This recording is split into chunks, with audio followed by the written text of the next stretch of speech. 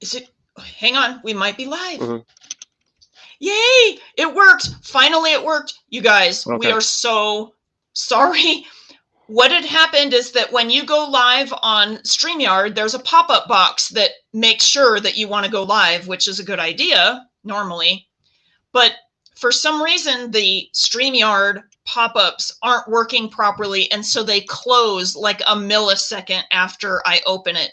So I had to race in order to get to the live stream button, and I just kept, racing it and seeing like what I could do. So I am really, really sorry, but we're here live and we have Dave, and we are waiting for Dekindre. So, but we're not going to, if he's running late or what have you, we'll just have him join us and it'll be fine. So right now I'm going to introduce Dave Woosley. Yay! Hey. So, yeah, let's look and see who we have in the chat room. It looks like Nimue and Draco are here. How's it going? And Vera Faith. So we're really happy to see you guys. And if there's a few other people watching, it looks like. So Vera Faith says, hi, Lisa. Hi, Dave. Yay. So awesome. We're not going to take any more time because we're already a half hour late because of the technical difficulties. We are so sorry. Okay. So, Dave, I already posted an article in, yeah, that should be posted the StreamYard. Oh no, the StreamYard link posted. Okay. I apologize. We're gonna, I don't know if I can remove this delete comment. Okay, I can. Okay. I can, you need me to send you the link again, or? No, I'm just gonna, I'm gonna grab it from the other thing. I'm so sorry, you guys. Like, this is not what I wanted to happen. Okay, I had that link in YouTube. And I just closed the YouTube browser because I didn't want it to interfere. So I'm going to get it from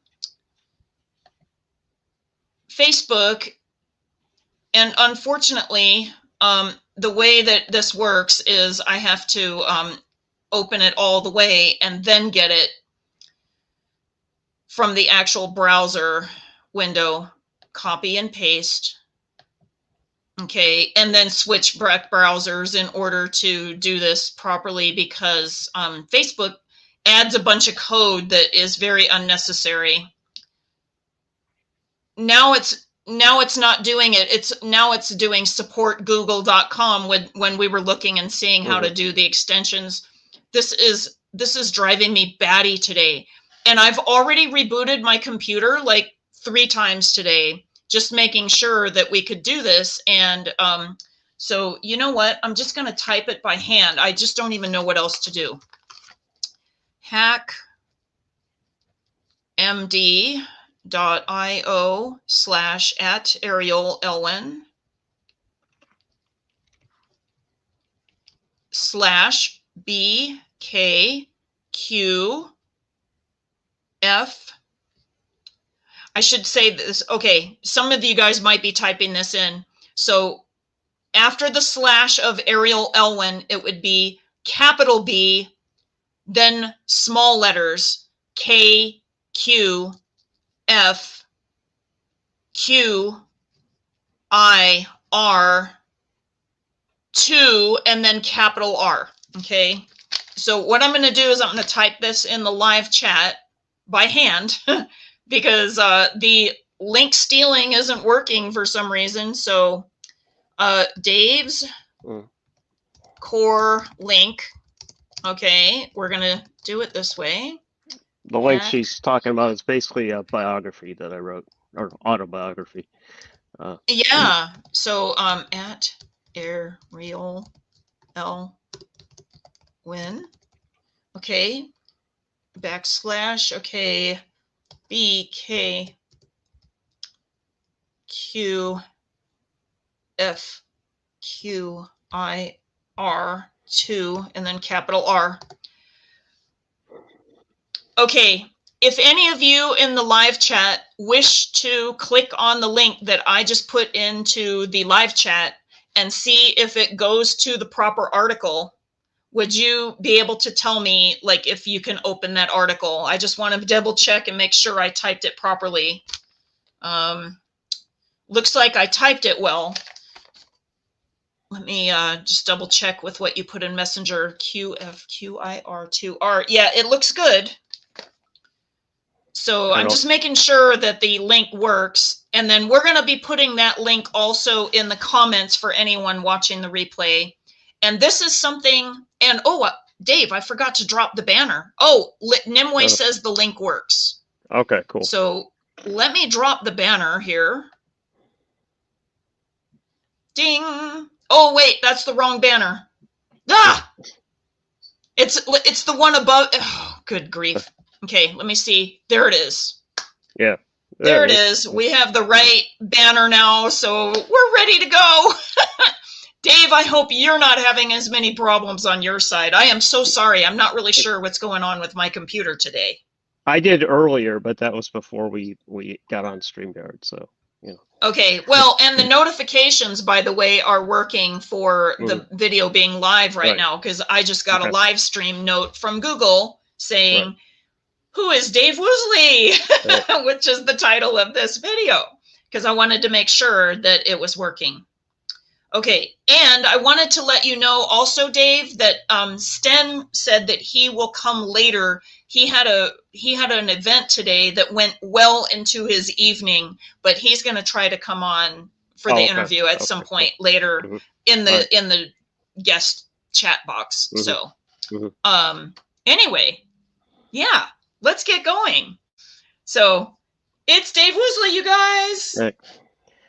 All right, my connection to Tolkien's mythos is probably a bit different of an origin story than most people have. You know, from what I understand, so talking to people over these many years that we've been doing this, is a lot of people got drawn to Tolkien through Peter Jackson's movies. And that wasn't my entry point. Mine was through the actual literature way back in the 70s. So, yeah. And because I have the core connection to the literature and made it my personal mythos, from my point of view, and because I'm on the autism spectrum and a visual thinker, from my point of view, the like a lot of the Tolkien quotes, for example, that people say, oh, this is a Tolkien quote, it actually comes either from Peter Jackson's movies or now even from Amazon's idiotic series Rings of Power. And I say, this is a Tolkien quote, yo. No, it isn't. Yeah. I was just watching a video earlier, actually, Dave, about how, and I realized that it helped enhance the movie, like, meaning the spirit of Tolkien was present in the movie, but like, you know, Arwen saying something instead of Glorfindel, or Tom Bombadil saying something instead of, you know, Frodo, or I mean, like, there's all these things that it's the wrong character actually saying the quote, and then the quote is slightly changed. Yeah, which you know, from somebody who basically remembered all that information, to me it was like being given a map to New York City, dropped down in the middle of London, and saying, go find the Sydney Opera House. You know, I'm like, no, you can't do it. It's like, no, put me back in New York City. Yeah. Oh my gosh, that's great. So, by the way, Chris Aerosmith is also here. I just wanted to let you know. So we do have some people coming, and probably because of the notifications. Yeah, those are handy. I'm really glad that people click those. Thank you so much. Thank you. Go ahead. Well, this is awesome. I guess I'll start with my notes, and it's basically the same thing that's in my autobiography, which is called A Journey Unsubmitted, that Lisa typed in earlier. So I'll be covering some duplicated material if people have already read the A Journey Unsubmitted article. Originally, I had intended for people to, like, if they were interested, to look at that first, so they might have questions for me that were based on my writings. But now it looks like that isn't possible. So I guess I'll have to duplicate a bit of things going over it. Well, go back to really young. We're talking about, like when I was 3 to 4, when I first became aware of things. I realized that I had a profound connection to animals that was a bit different to just liking animals, which I do, but it was a sense of being a part of an animal, like essence of yourself.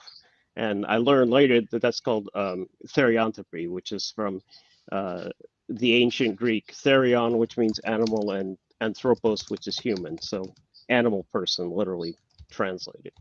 Um, and that's basically, a lot of people make the mistake and say, oh, you mean your totem animal? No, it's not a totem animal. It's a part of yourself. Um, so that was before Tolkien. This is a essence of my personality that predates my exposure to Tolkien. And people may ask, well, where did you first get exposed to Tolkien? Well, my sister was my brother and sister were, well, my sister was 9 years older than I was, and my brother was 13 years older. So my sister Wow. was in high school when I was 8 years old. So Wow. she was in a play that was a reenactment of The Hobbit that some screenwriter had written back in the day, and this was about 1973. So I was really interested in the play. So I asked my mom, what story does this come from? Oh, well, it says here it comes from The Hobbit by this author named JRR Tolkien. I've never heard of him, but we can get the book. So, and it may seem, Mm, to modern people, it may seem never heard of Tolkien. Well, that's how it was in the early '70s. May have heard of it, absolutely.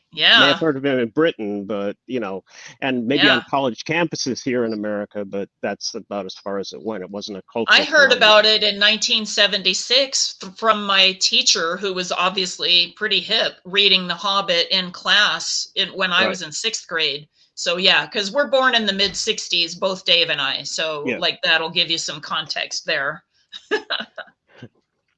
So, Yeah. and so uh, she got me I was really entranced by the Hobbit story, and I was especially drawn to Bjorn's character, who was a bear therian, a bear animal person. So Yeah. that increased my interest in the story over what it would already be. And then I read that several times over the years, and on one of my later rereads, it was like I had overlooked before at the very, but at least in those printings that were available in the '70s, at the very end, there's a saying: if you like hobbits, you can read a lot more about them in J.R.R. Tolkien's Lord of the Rings. I'm like, so I showed it to my mom and said, "Mom, you got to get me this," you know. So she did. It took but I think it was pretty close to a year later that she actually got it for me. But anyway, um, so then I really got entranced with the Lord of the Rings story and read that several times. And then it's getting now closer to 1977 when I was 12 years old, and that's when the Silmarillion was published. And Right. there was a huge difference between reading the Silmarillion and reading his early, the Hobbit and the Lord of the Rings, in that Right. the way that the Silmarillion is written, it's written like an ancient mythohistorical account. And and I was 12 at the time, which is around the age or around that time that a lot of people become interested in spiritualities, whatever it is, you know. And Yeah. so the Silmarillion was like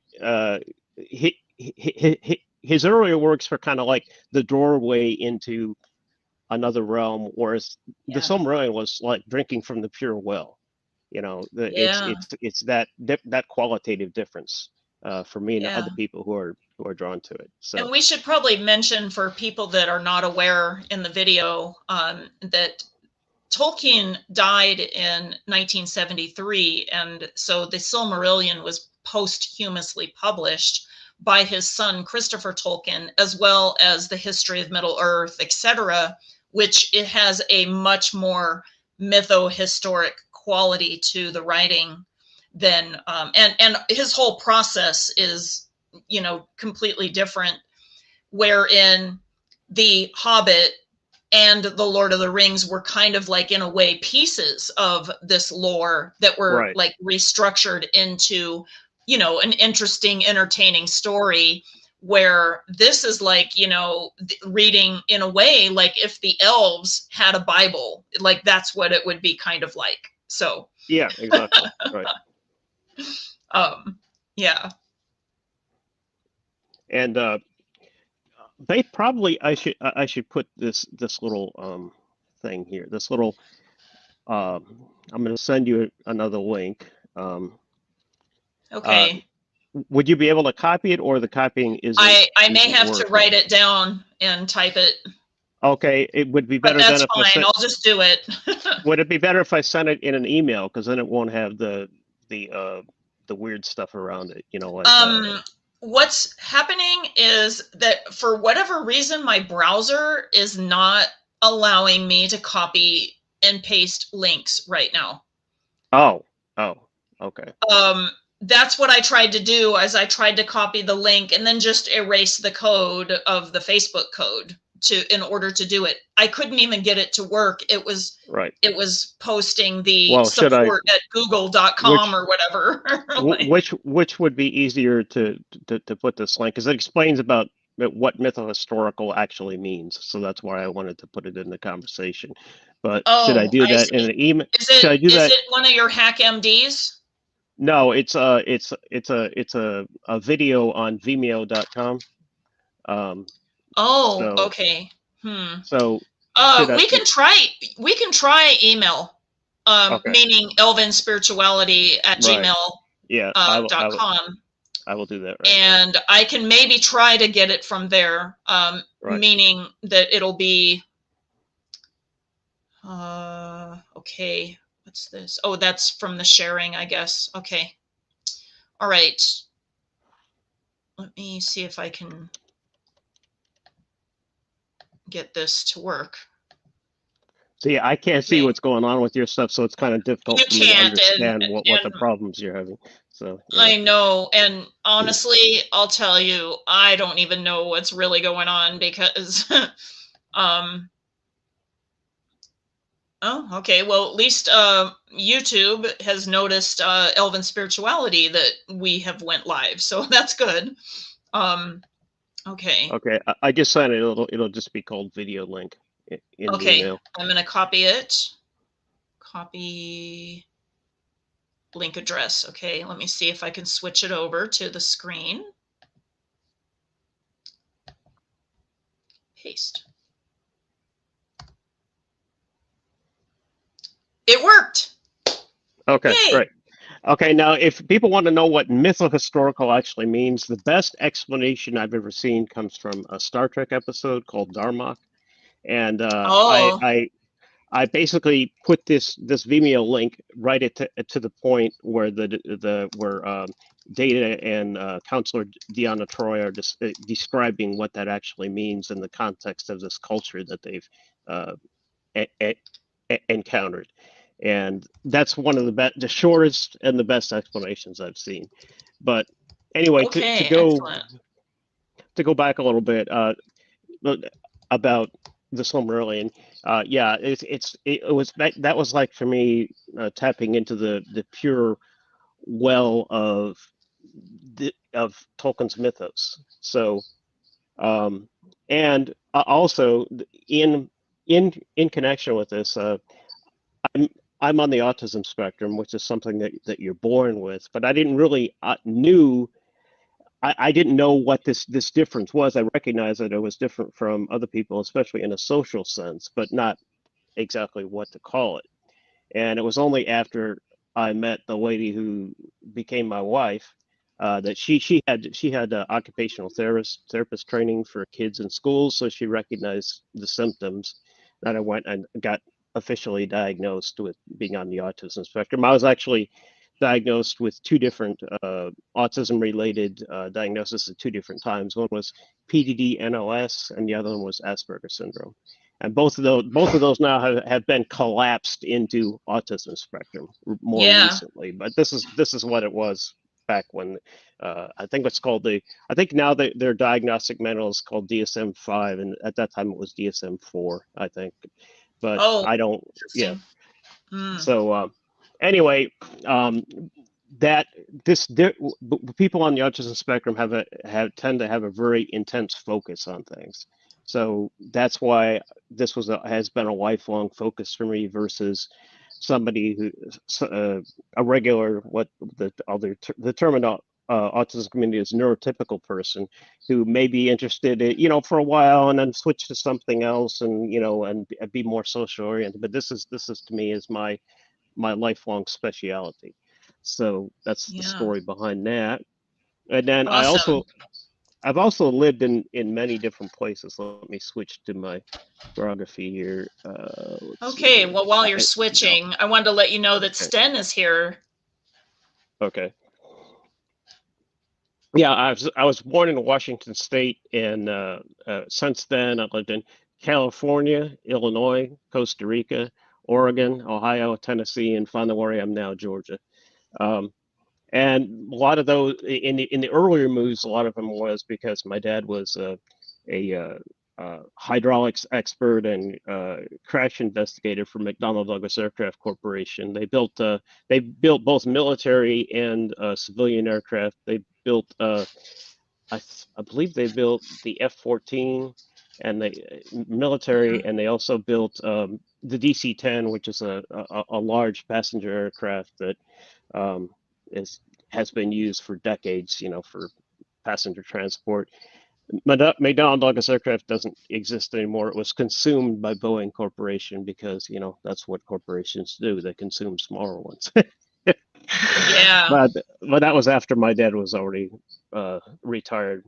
Yeah, and let me switch back to my list of notes here. So, Okay, while you're switching, Sten says, okay. awesome TNG episode, Darmok and Jalad Yeah. at Tanagra, Shaka when the walls fell. Walls fell, yes. Yes, exactly. Anyway, Yeah. So he wanted to say that. Yeah. Let's see here. I lost my place a little bit in my notes here. So, oh yeah, and because I lived in many different places,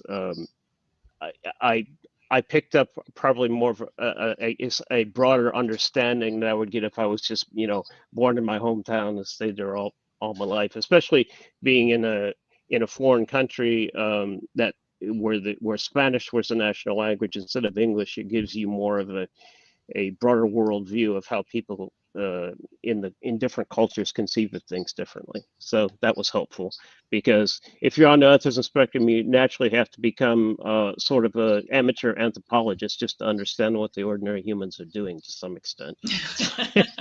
Okay. Excellent. Yeah. And let's see, and that the video that I gave earlier that explains the whole idea behind mytho-historical, and so that right. This is what I shared that. I'll go ahead and highlight it again for everybody. Right. That this is the essence of the term mytho-history. So great. And then skipping ahead a lot, because there wasn't a lot going on from the time I was a teenager in Costa Rica and getting back to the United States in I think when I was 20. Well, a lot did happen to you, yeah. like in a shamanic sense, because you didn't have access for medication for your diabetes sometimes. And you had a couple of near-death experiences, as I recall. Yeah.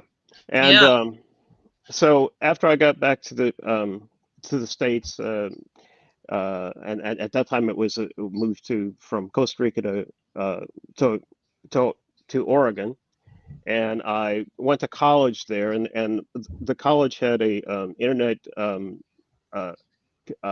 connection, which in those days, in the mid 80s, that was about the only way you could get a link to the broader internet was through a college. And this is before unless you were already older and having all the skills, which you had to be a super nerd back in the day to do that.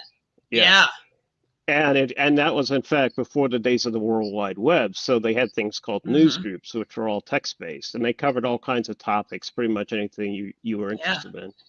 And there were a number of Tolkien news groups, and so I I joined those. But I rather quickly realized after doing that there was a difference between what I was interested in Tolkien's mythos and what the people on the news groups were interested in. They would be interested in more in Tolkien's works as a literary uh, phenomenon than trying to get more of a spiritual or mytho-historical view on it. And when I would post Yeah. things or ask questions from a mytho-historical point of view, they really wouldn't know what I was talking about. Yeah. So even though I was a member of those news groups, after a while I became more of a lurker than an active poster, because Hmm. if you get people who don't really understand what you mean, after a while that it the idea of interacting with them, it just isn't very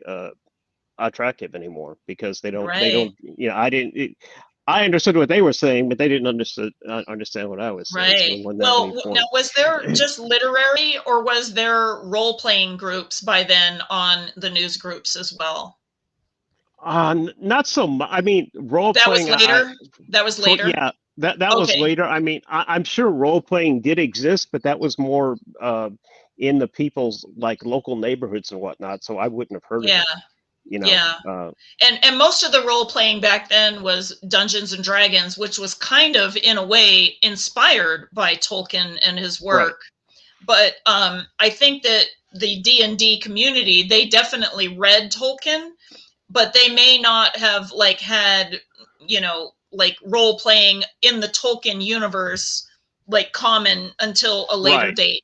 Yeah, that Yeah. might have been like the 90s or something by then. Yeah. Probably. Yeah. And from what I understand as a sort of a digital historian, is that prior to the advent of the World Wide Web, there wasn't really an easy way for people to get in contact with each other in their local area to say, oh, we're doing a a Tolkien role play at this and such park, or something like that. Yeah. There Yeah. just wasn't that immediacy that later happened. When they and Yeah. because this was also before the advent of places like meetup.com, so Yeah, or something like that. yeah, Yeah. Well, which and used to be a big nowadays thing. it's more like online global rather than a local group too. Right, Like they'll right. play in like I remember people. Ray told me, Ray being my husband, who bless his heart is in the blessed realm since 2012 in Gregorian calendar.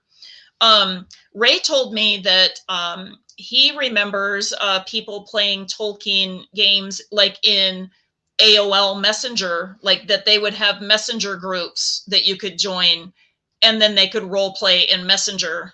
So and then like then it was like Yahoo Messenger and then it was like all of the messengers, IM Messenger like from Microsoft, because they had a whole bunch of messenger programs for a long time. Now it seems like, everybody, if they're chatting, they're on Facebook Messenger or Instagram Messenger or some of the social media ones rather than like the email based ones that we used to have back then. Right. Hmm. Yeah.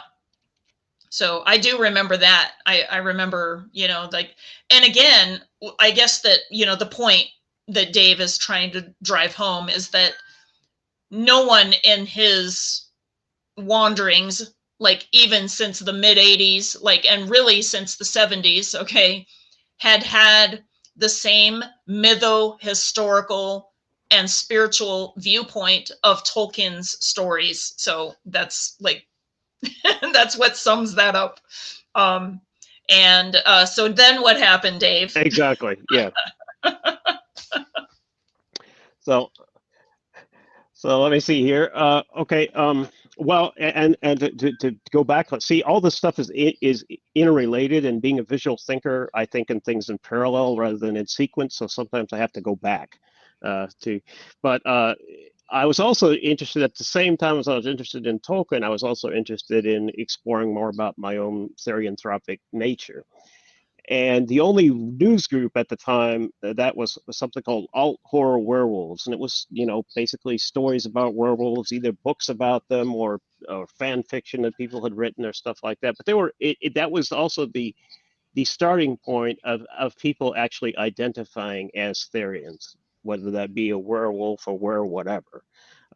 I'm actually what would be, if you were to translate it into English, would be called a were tiger. That's my identification, and actually in the Malay language on the Malayan peninsula in East Asia, they're called Harimau Jadian, and that's in that my autobiography link there. You can, if you're interested, you can click on that.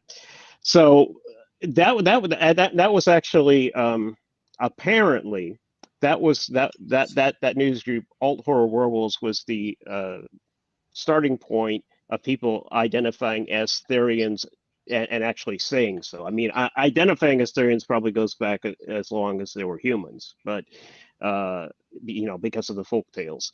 But actually identifying, coming out and saying it, that was one of the starting points. At the same time, the people that now call themselves otherkin basically started on something called what was it? It was basically another news group that had to deal with elves. I forget the name of it now, but it was basically. Are you talking about the Elven Realities group that then became a Yahoo group at some point? I think this was prior to the Elven Realities. Remember, really? We're talking. Oh, okay. The Silver Elves, maybe. Oh, well, yeah. Or they were part of it. Yeah, Okay. and they were part of this news group that dealt with elves, and then we get to the point where this was several years before I met you, Lisa. Then Elven Reality started as I understand it, first as a mailing list, and then it got moved to Yahoo groups, which was a big thing. Did you want to tell a little bit about Elven Realities? Because I don't know as much about it as you do. So I'm actually typing in the chat box so that if people want to search the term, that they can like look it up, because I don't even know if Realian is online anymore, like meaning with the group, because they ended Yahoo groups, and I don't know if he ever transferred it to any other things. Some of the other things that were like really popular back in the say like 2005 era, give or take a few years, was a thing called Live Journal, and a lot of people like shared their stories, like they would write like diaries online and then have their links, shared in these groups, like Yahoo groups or what have you, and they would like, hey, here's my story of like my dreams and my visions of, I'm a galactic elf, and here's the language. So then they all got together and kind of even created a body of their own light language. And interestingly, not sure if it's deliberate or if it was accidental or if it was even involved at all, but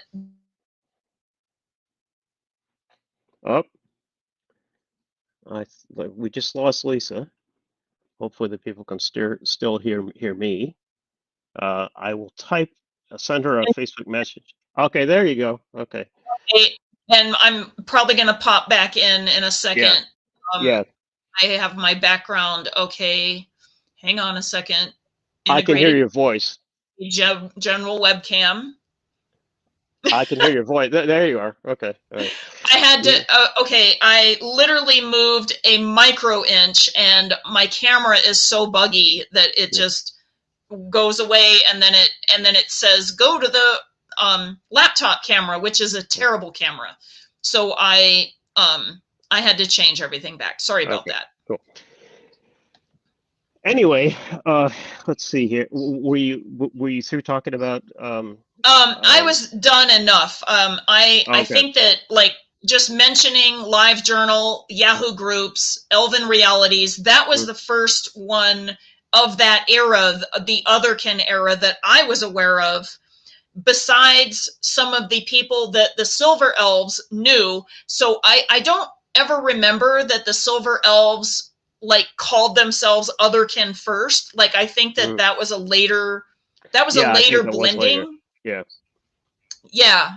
I think that they were just, you know, like involved in their own visions of what it meant to be Elven. But very interestingly, they had created their own language, and there were some, if you will, similarities to how it sounded with Tolkien's Elvish languages. So what was happening was that lots of people were thinking, oh, Tolkien, you know, was actually Otherkin elves. You know what I'm saying? Like, Right, in other words, yeah. it wasn't primarily Tolkien elves. It was primarily Otherkin elves.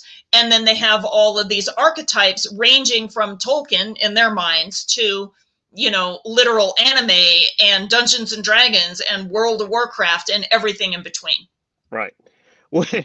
And right around that time, 2005, I had started a Yahoo group called UTolk, United Tolkienists. Yep. And that's where Lisa and I met. That's where we met. And it was because of Martin of the alttolkien.net. And I think that it's alt-tolkien.net, and it's still online, but Martin doesn't run it anymore. He just has it, you know, kind of in the background. He's not really active with that anymore. Right. And what had happened is that he is a complete Tolkien fan. He used to be part of the Tolkien Society, and they didn't want to publish some of his more, you know, spiritual ideas and how it blended with like maybe heathenism or paganism or what have you. And so we can understand that, being that Tolkien was Catholic. And so I could see where they didn't want to like publish that. So he decided to make his own alternative Tolkien Society like subgroup. And then he made it like not with the Tolkien Society. So that's where the alttolk.net came from. Or it might be alttolkien.com or .net. Right. Mm-hmm. Sorry. Yeah. But there's a hyphen in between. And anyway, I'll try to get it and I'll put it in the comments if I can. But that is actually how I met Dave, of how I became aware of him. And Martin had shared the UTolk link with me because somebody had it given to him somehow. So I was like, wow, okay. And then I sent, you know, hi Dave, you know, happy birthday, right? Because it was your birthday then. Yeah. And you know, and you were in the process of, I remember, like moving or something. Like it was, you know, there was some changes going on with you too. And so you know, that's how we started back in 2005. It was May 11th, 2005 when we began, but we didn't actually co-found Tia Eldalieva until August, like 23rd of 2005. Yeah, basically. And that was with Adam. That was with Adam Hayden when we did a joint ritual, like through Skype, as I remember. And so that's what happened there. At that time, you mentioned moving. Yeah, I was in a studio apartment in a part of town that I really didn't care for. It wasn't a good part of town. So I had made contact with a friend of mine that I knew earlier, that was basically a Unitarian church contact, because the Unitarian church is open to people that are not strictly Christian based. It's, you know, you can go there if you're a pagan or whatever. So I knew him, and he didn't like his studio apartment where he was in another town either. So I thought, why don't we combine our incomes for rent and rent somewhere decent? So that's what we did. So and I remember that time. I'm so thankful because you guys are still good friends too. It's really great. Yeah, that's my friend Mike. And he's awesome. When we had we rented our apartment together in a better part of town, that's where also my experiments with entheogenic medicine plants started. And I tried a number of things. Jurema, which is kind of like it's a different form of ayahuasca. and a number of other different things.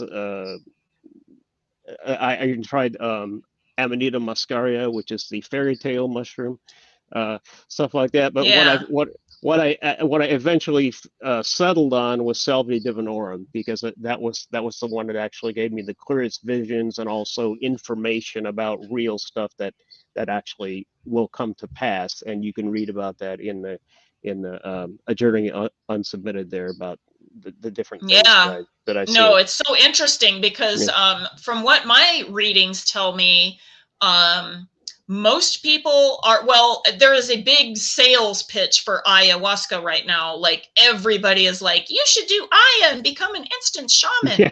And I don't think that it's for everyone. And I don't think that even Salvia divinorum is for everyone. Like I really think that, you know, there's a lot of caution into the street that's needed for these. Yeah. So, you know, some are like more fun, you know, like according to, you know, people that like, you know, mushrooms being fun guys, right? Like cute, right? Then there's ones that are like totally serious, right? And Salvia divinorum seems to be, from what you tell me, a much more, it's not as playful, and it's not that it's not it's not like reading books or something in the corner, but it isn't going to lie to you. Exactly. Right? Yeah. And by the way, I'm not saying lies by these things, meaning that humans tell ourselves lies, okay? Like, I'm talking about the trickery and the nature of being discerning about, you know, what you're doing with these substances. So some of these types of things will test you in a way of like telling you lies to see if you know the difference between, you know, a lie and a truth. Okay. Right. Salvia, to me, like when you describe salvia, it doesn't test you that way. It tests you with absolute truth bombs. Exactly. And you got to be able to handle it. It's just the way that salvia works. It's not, you know, and it's very not human. Like it doesn't seem like it's very friendly to very many humans. No, I think basically you have to be neurodiverse to even get something useful out of it, because from like if you get, there's a site called arrowid.org, arrowid.org. And that's all basically experiences with all kinds of different substances on there. And if you read any of the ones about Salvia divinorum on there, there are a few people who have really good experiences like I do, but a lot of them are it freaks them out, and they say, "Oh, I never want to do this again." Right. And then if you read their account deeper, it's because that they saw things that they didn't want to see, and Salvi will show you things whether you want to see them or not. Doesn't make any difference. You know, your intent going in doesn't make it doesn't matter much. With true entheogens like that, the intent setting thing that people talk about when they, I don't know, if they're doing a guided meditation, for example, it doesn't really work that way. With medicine plants like this, the plant takes control. You don't. And that's the whole ego death experience, which is also called, you know, so. Yeah. And I think that some people, even without plants, know what ego death might be. Like you can use plants for it, but you can actually achieve that through meditation and other ways that are right. Yeah. Well, like we covered that. It might be a slower way to that way. You know what I mean? Right. Like, well, go ahead. We covered that in our Tolkien and shamanism video about the different ways to do it. Exactly. Yeah, you can really intense meditation like Buddhist monks practice, or also in the North American First Nations, the Vision Quest. That's a type of shamanism called ordeal shamanism, because you know they're out there for days all alone. Yeah. And eventually they start to have visions. Well, it's like a rite of passage, actually. Right. I mean, it's Yeah. So now, since we're right up to the time where TE is being founded, do we have any questions that so far nothing. I have been dropping links and things about like the history, like if anybody wants to research it so that they know spelling wise what to search for if they're gonna do some, if you will, cyber archaeology. Right. Right. So, because some of these things may or may not be online anymore, because you know, we're definitely losing a lot of internet. And if you guys don't understand that, look up some stories. Google, if you Google news stories and saying, you know, internet lost, or, you know, internet links or information lost, you will find some stories about how many things are leaving the internet. So, Right. just Exactly. double check on that. Yeah. So we all have to be kind of like archivist in a way, like a cyber Yeah. archivist. Yeah. Essentially, yeah. Yeah. Well, okay. Well, then after I met Lisa through Utah, a few months went by, and it was in August that we actually founded our group as a group, as a unique, Yeah. you know, basically group of people that are interested in Tolkien in this manner. Because at the time, and there probably still are to some extent, people wanted to, rather than coming at Tolkien's mythos from the point of view of the mythos, you know, emerging out of the mythos with that in your head, and then wanting to create new things, they basically wanted to add elements of Tolkien to whatever their pre-existing spirituality was, whether that was like Druidism or Wicca or whatever. They would like take elements of it, and as Lisa and I say sarcastically, a dash of Gandalf and a sprinkle of Arda to, you know, whatever their spirituality Yeah. was. And eclectic paganism is a kind of a dash of this and a dash of that from lots of different sources. And when I was practicing paganism, even before the Tolkien moment happened, I learned from examples of rituals where they were just hairy, scary, mixing whatever they wanted to do. It has weird outcomes. Okay.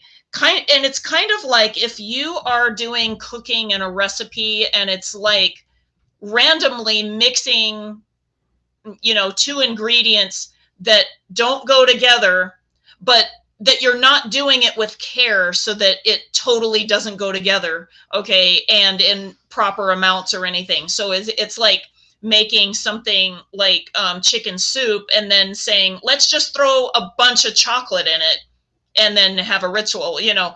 To me, Exactly. it was just not like literally, if you could think about it in a taste way, you're just like, no, thank you.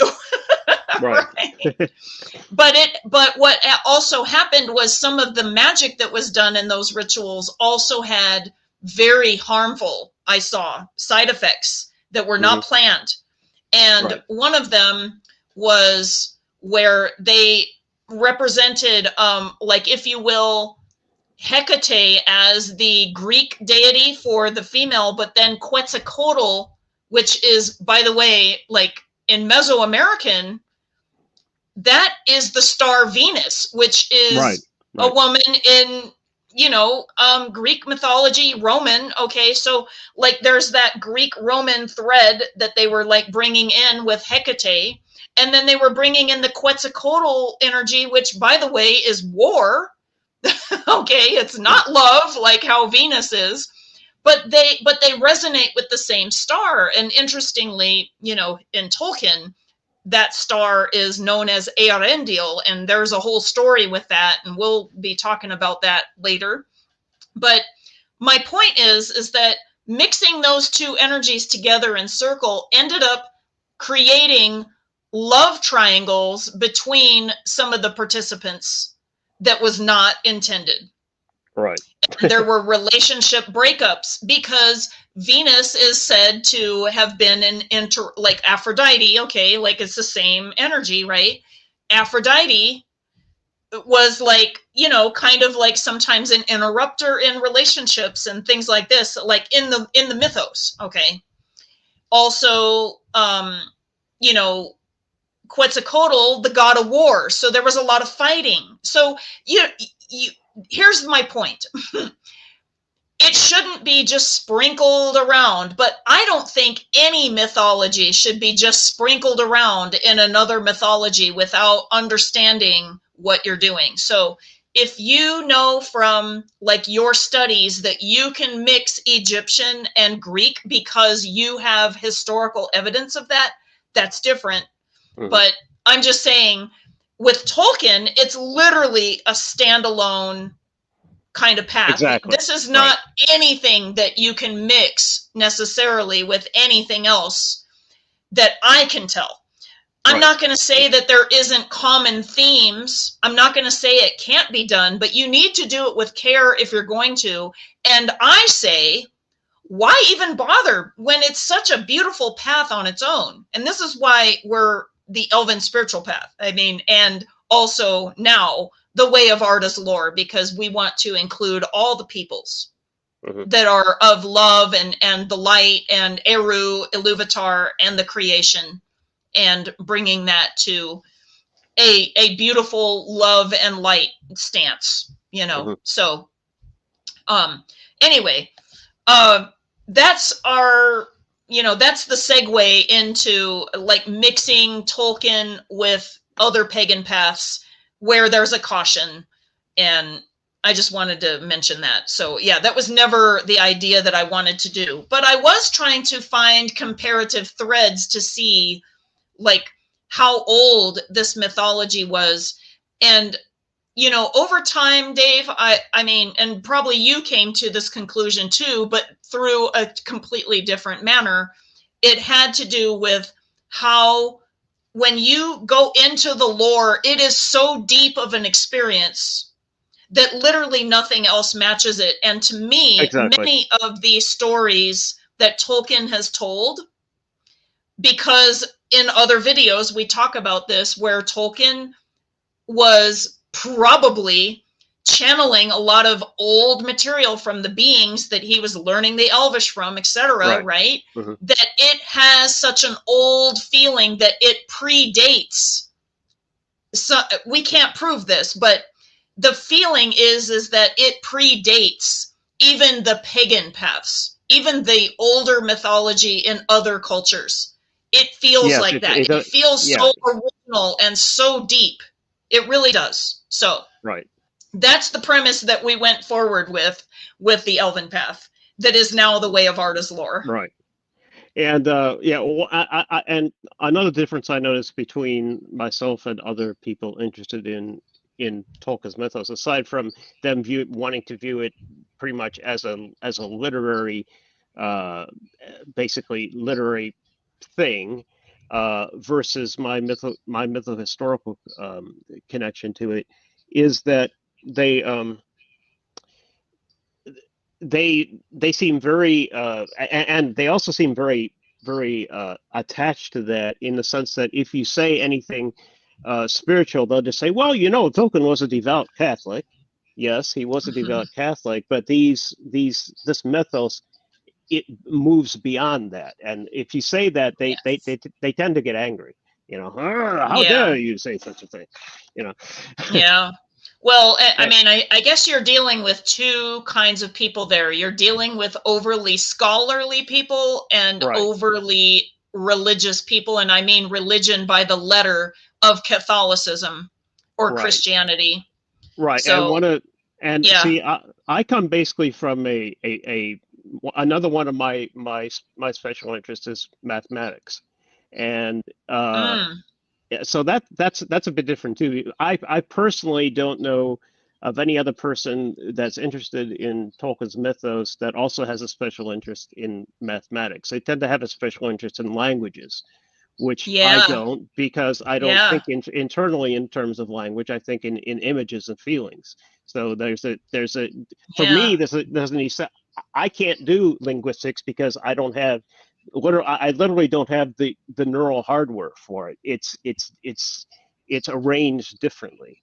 It's arranged according to mathematics and logic. It's not arranged according to language. I have this translation facility that allows me to speak with you now and understand what you said, but it's not the same thing as being language oriented. It's not the same thing as being thinking in language. I just don't.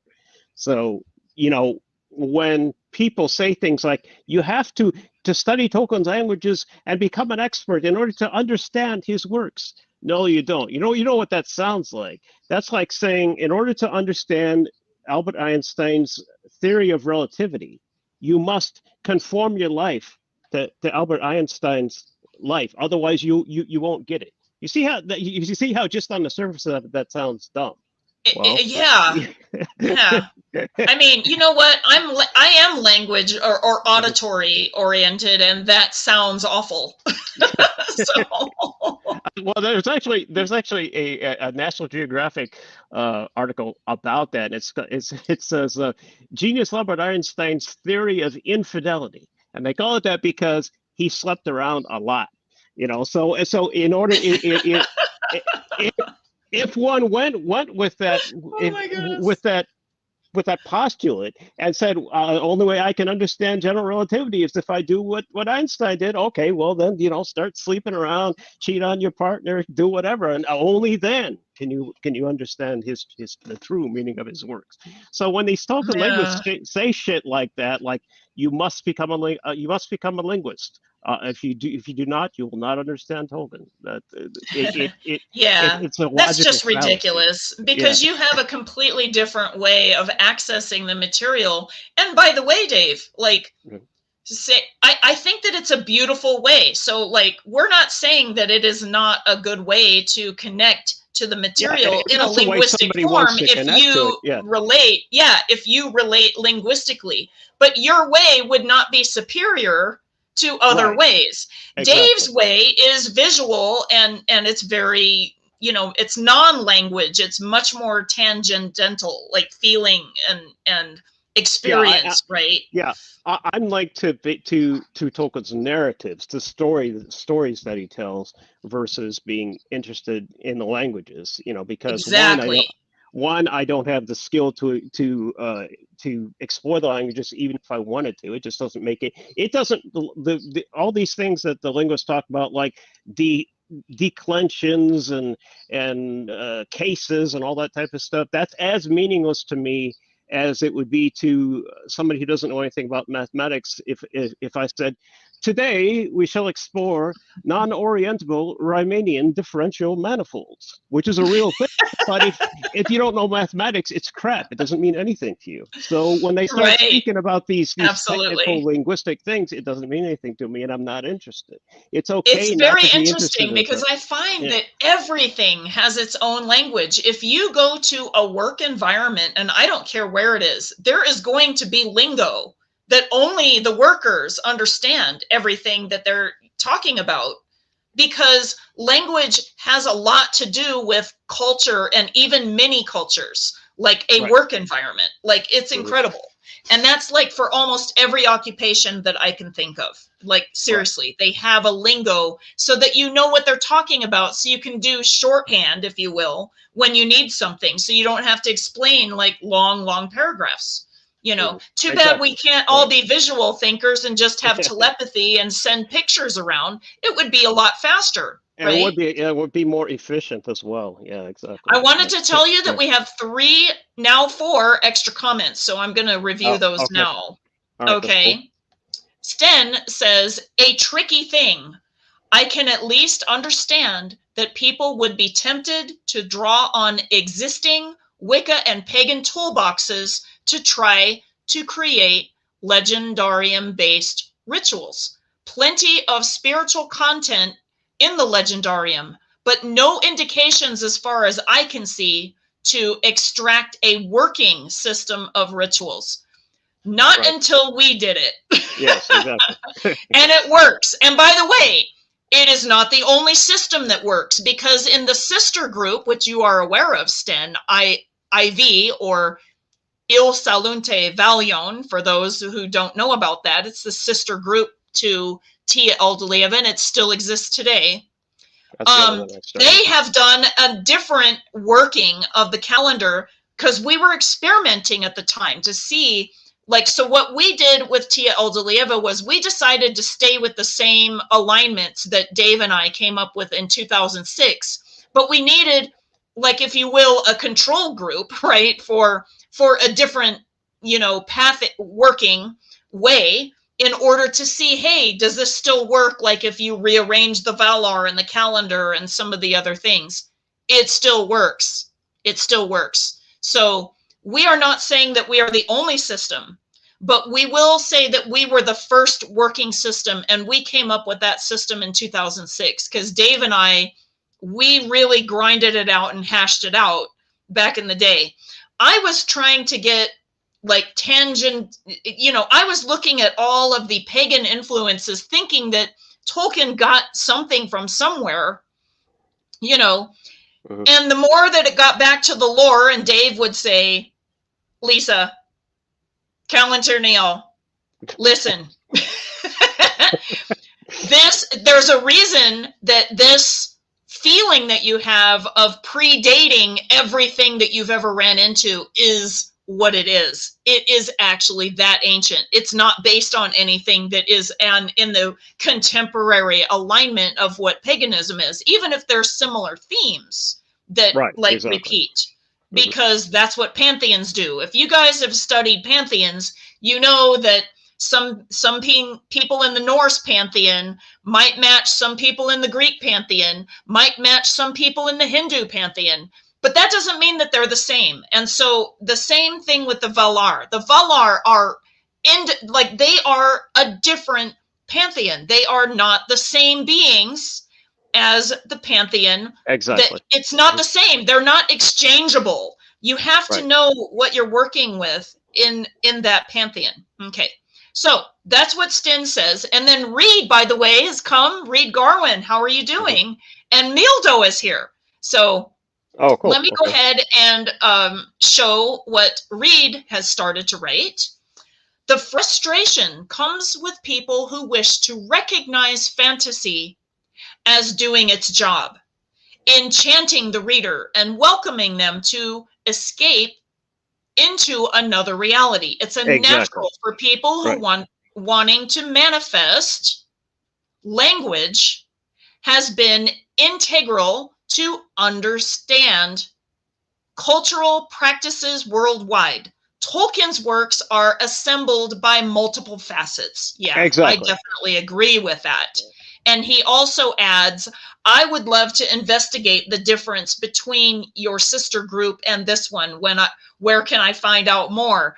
I'll let you know, and I'll type it into the comments and I'll highlight it for everybody to see. But before I do that, I want to also highlight Mildo's content and says, I have completely forgotten this was today, but I caught you all the same and right when Dave is talking about linguistics. Yeah, and he's our person of all people. He's our person that is such a linguistic expert for our group. And we thank you for being here, Mildo. We so love this. It's awesome. He's very interesting in the sense that he's somebody who is skilled in linguistics, and yet goes beyond what I consider the very narrow view of those who call themselves Tolkien linguists. In that, well, I don't know how much he wants me to mention, so I won't reveal a lot. But basically, he has sources beyond just the Legendarium that interested him in languages, and yet he's also very skilled at the essence of language itself. So so what I'm saying is I don't cast out people who are interested in languages. What I do bristle at is when they say that shit like Tolkien's being a linguist is the only way to understand Tolkien's mythos. If you're not a linguist, then you're crap. And Lisa personally knows someone who basically has that attitude. I won't mention his name, but nevertheless. It's fine.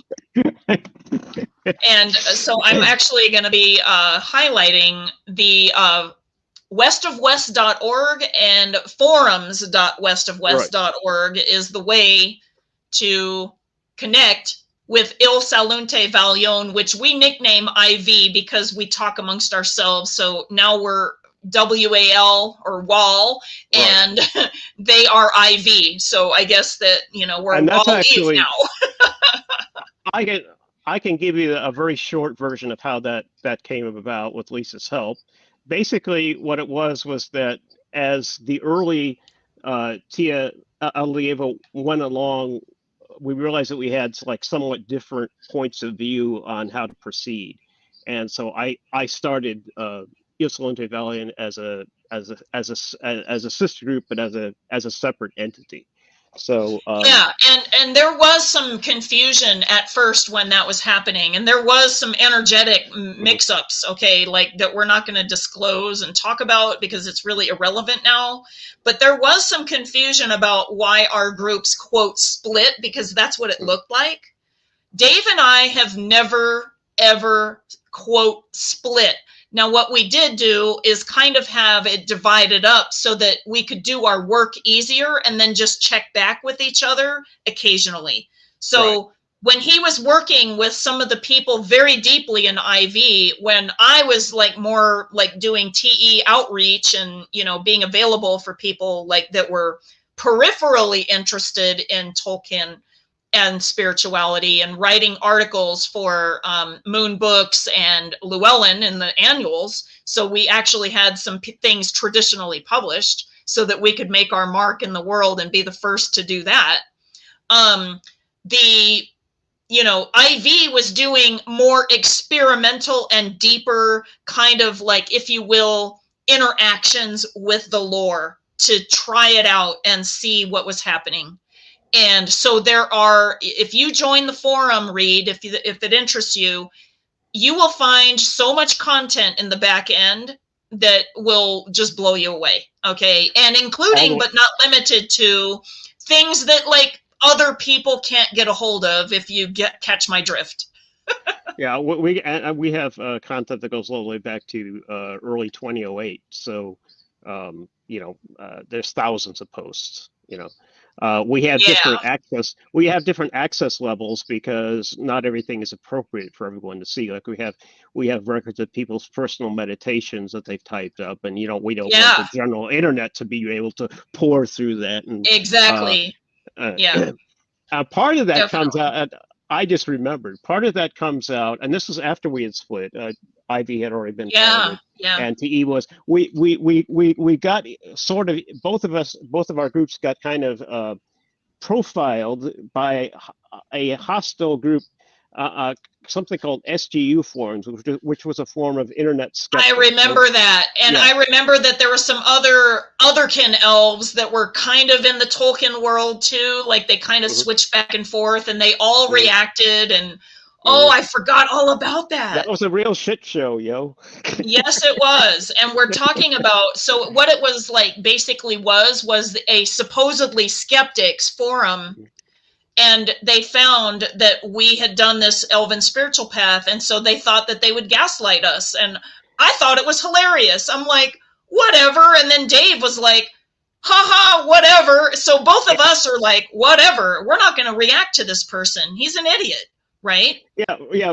From I guess from the point of view of that forum, we were examples of crazy people that they could hold up and ridicule. But I just didn't respond. But a lot of other people, and nor should we have responded. But what we ended up having was other people tangentially that were, I guess, not really us, but somewhat associated with us because of like their interest in Tolkien that was different. Like they have, I'm a Palladian elf, I'm a this elf, I'm a that elf, and I'm a Tolkien elf. Those people were the ones that responded, and those people were not the ones that helped our movement. Okay, they actually detracted from it because some of them were crazy because they were collecting personalities like Pokemon. I'm not even kidding. Right, yeah. Okay. Exactly. So they would say shit like, in my 451,381st incarnation, I was an elf in the Pleiades star cluster, and I can tell you that what you're saying is bullshit. And that is not the way to engage with a skeptical community. They'll just say absolutely. Because they look as emotional as anything. Right. Going through their emotions about what their assumptions and belief systems are. And, like there was some things that they believed in that weren't even scientifically backed. So, exactly. because this just proves that humans are based on emotion. Humans are based on perception of things. This is why mythology is so important, because these are the things that remain when all the facts burn away and we can't prove anything and it went down to the center of the earth or whatever, okay? We can't prove this stuff, but the essence of understanding and the love that we can access, that's the important part. And that's the part we want to connect with. And before I go, I wanted to say that we have a couple of more comments. Oh, okay. Sure. Mildo says, thank you, Lisa, for mentioning him and his connection with Elvish, and that he is awesome to connect with on that point. Okay, so if you guys are ever interested, find him. Okay. Vera Faith wants to add, she says, I am guessing who it is, and she's referring to our linguistic comment. And she says, I will not say anything either. Right. Okay, so now we're going to talk with Reed, and he says, Vedic, Germanic, and Anatolian are united as Yamnaya, which is Proto-Indo-European. The Romuva movement presently is a unique group showing modern connections from ancient historical connections. Otherkin spiritual groups have never been easy. The Starseed movement had made it even more controversial and conflicting with the goals of many other spiritual groups. I would agree with that.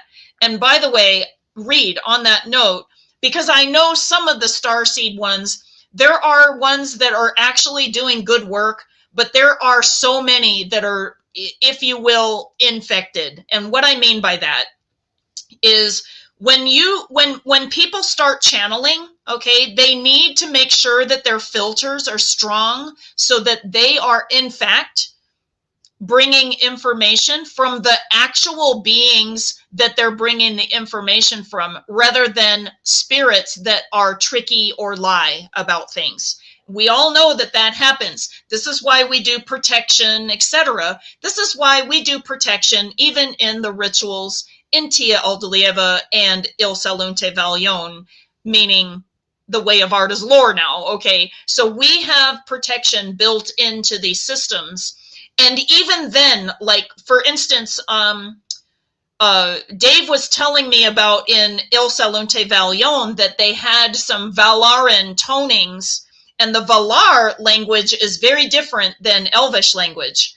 And even the elves didn't like the sound of it, but it vibrates very high, but sometimes it can hear unpleasant, like to a person that's like auditory, it might sound unpleasant. Well, we tone those energies in order to like actually bring those into the circle, okay? And some people have literally lost their stuff because of those vibrations. Yeah, in IV, we've had several people in the past freak out, literally. And, we, Luthien and I couldn't basically, Luthien is the other, the other person who helped me found IV, couldn't understand why, that happened, but it is an observed behavior that does happen. So, well, I have a feeling it's because they're not ready for the vibration. Now, it wasn't because you guys didn't do sufficient, protection in each circle. And by the way, we actually read, I want to tell you about this. Okay. So when we do circles, we actually envision a connection thread to all of the people around the world that are doing the ritual with us, or maybe in the future, meaning replays.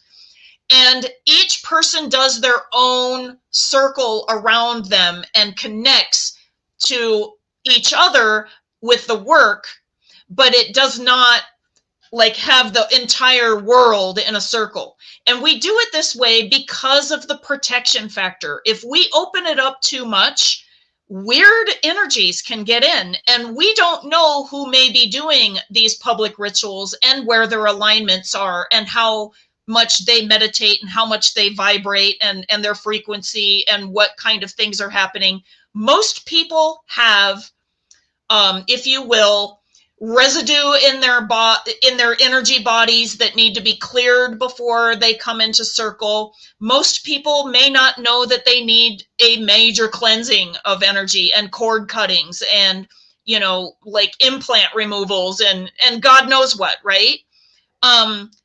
When you talk about the starseed movement, many of those people are also like, they're just as infected sometimes as the folks that are doing willy-nilly the pagan rituals where they just mix things together and they think that they're going to be okay without actually taking care to do the right things.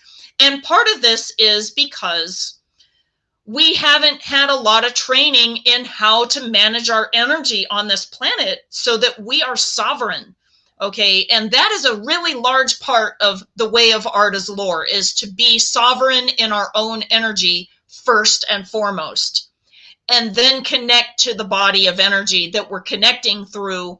And we do it in the most pure way possible. So I love having Dave around because as a lore master, he really gets the purity, because I do believe that Tolkien, in his own right, had a very pure connection with these beings, even through his Catholic lens. But he got the right, information, if you will. Okay. He knew how to journey and what have you. Okay. So I just wanted to say that before I carried on. He also adds the circles. Fascinating. It's somehow reminds me of dream fasting from the Gelflings of the Dark Circle, best example in the Netflix series Age of Resistance. Yes, because the Dark Crystal. Yes, because they had to make sure that, again, that their energy was pure enough in order to restore the Dark Crystal. Okay, because it was captured. That is a lovely series, meaning, it's fantasy, but there are a lot of themes of, like, if you will, aligned with the source energy and not aligned with the source energy. Okay, let's just say it that way. We're not going to go into good and evil and all of this kind of stuff, creation, destruction, because it all is what it is. Humans embody both of those things. Okay. And it's a matter of, like, actually knowing, our choices consciously of what to use when we have to. Okay. And when we're not in those places, but we need enough discernment in order to know. And so we have to navigate shadow just as much as we navigate light, and make decisions about that and how that navigates. Okay. So I think that that's a wonderful example. Thank you for sharing all of that. And I think that brings us up to date. So I'm going to one more time highlight the forum and the IV forum for people to, let me see where it is. Here we go. I'm going to highlight the forums just for people that are catching this and they're like, what are they talking about? So Ilsalunte Valion, which is the forums.westofwest.org, is Luthien created the forum. She is really awesome. Okay, she created our logo, actually, the one that you see in the corner with the septiquitra with the 3 Silmarils and the 14 stars around it resonating with the Valar and the 2 trees in the middle. She created that logo for us.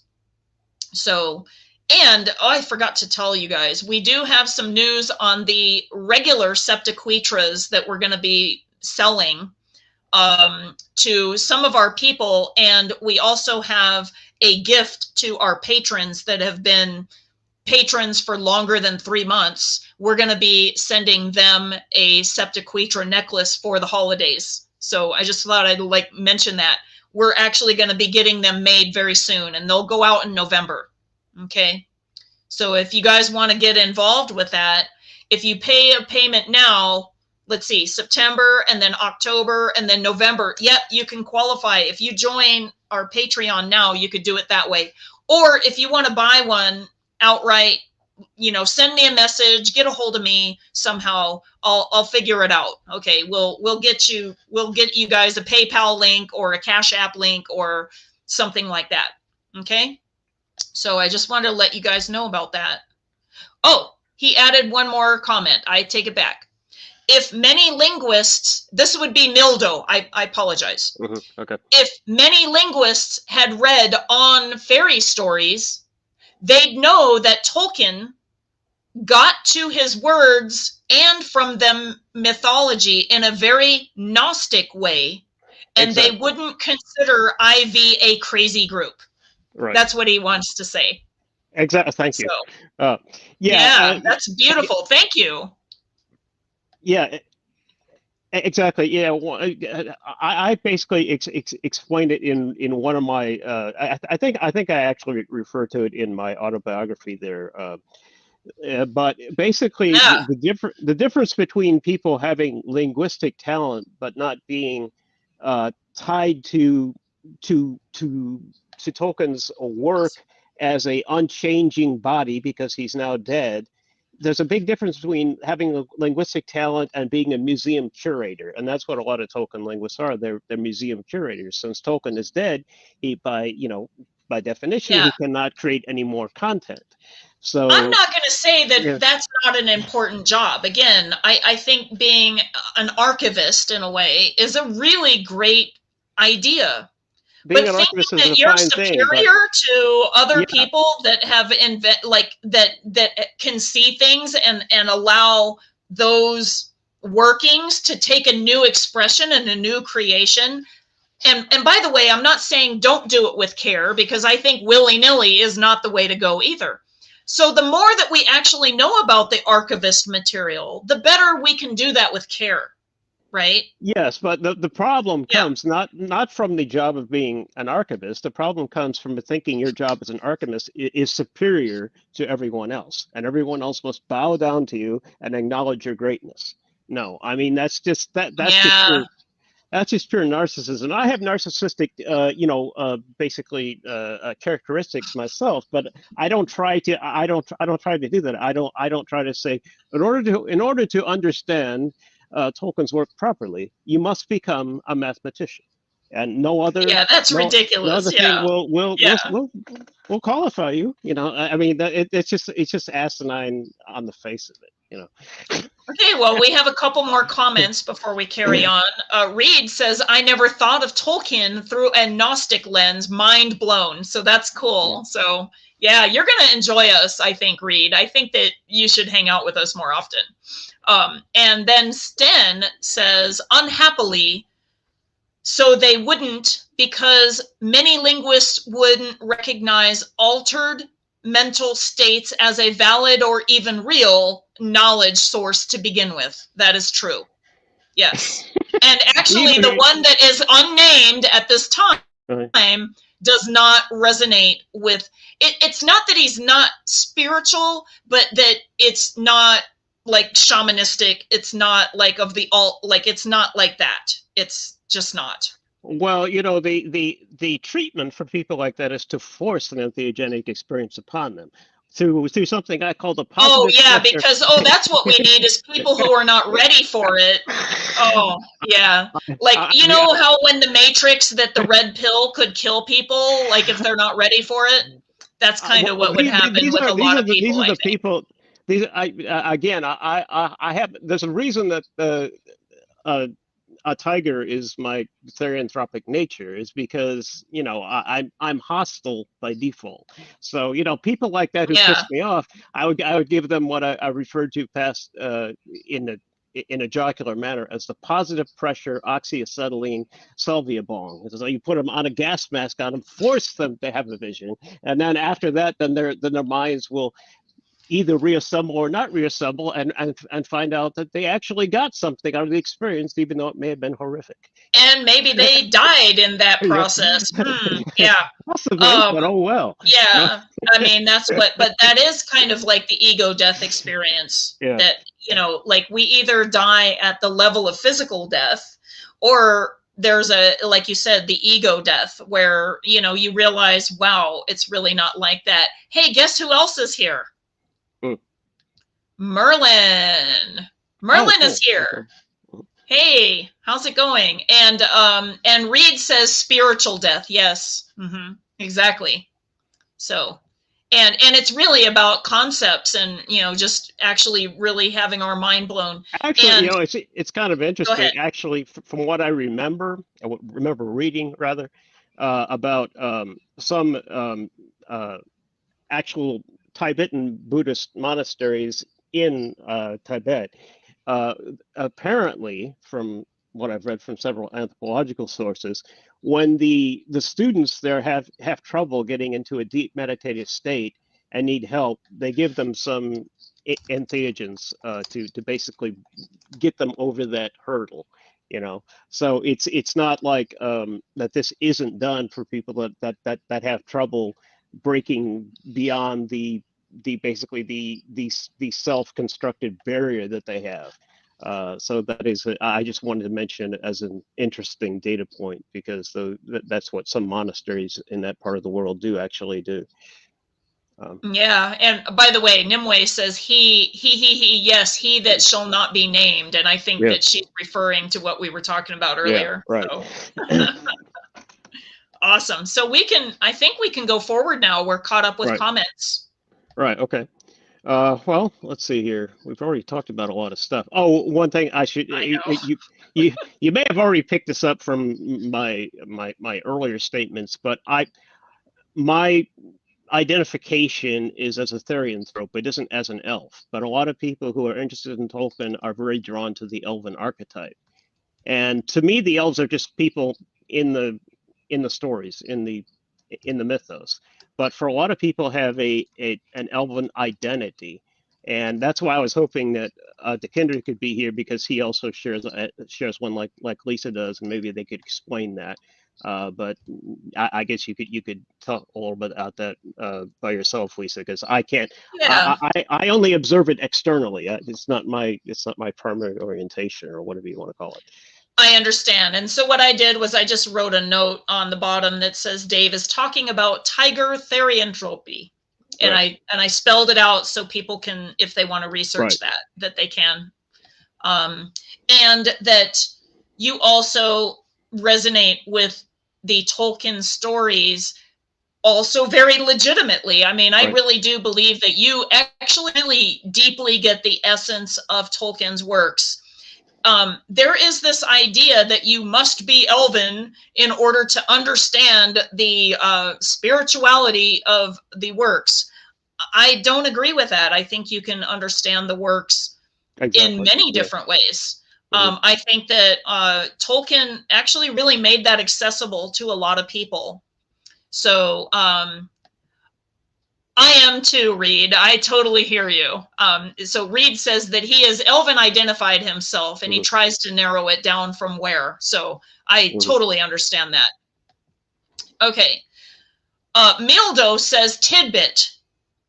Istar and shaman mean technically the same thing, since Istar means knower, person who knows, which is also what a shaman means. And I guess that would also be a Gnostic, right? Because that's a knowing as well, right? Well, yeah, in ancient Greek, yeah, they do come from the same root word. And Sten wants to add, you must be elven to understand the works. And he says, boy, I must be in trouble. No, actually, you're not. Not here. This is one of the reasons why we renamed the path. I mean, there's a whole bunch of reasons. You guys can watch that video another day. But one of the reasons we renamed the path Way of Arda's Lore is because Arda, the earth, is like where the Tolkien, mythos unfolds, the Legendarium, the Aya, the creation, everything. And all of the elven cosmology is what is communicated in the first parts. But those myths carry into all the populations of Middle Earth. And even in the end, they talk about Ragnarok, right? Or I'm sorry, Daggereth. That's what it's called. Yeah, right. Ragnarok is what the heathens call, right. The end of the world. So. Yeah, that's the Norse. Okay. Yeah. Yeah. From where? Okay. Actually, I guess that he meant trying to narrow it down from here, meaning, okay. So I think I get that. Right. And so I highlighted Stens, and I highlight. Okay, so we're caught up on comments.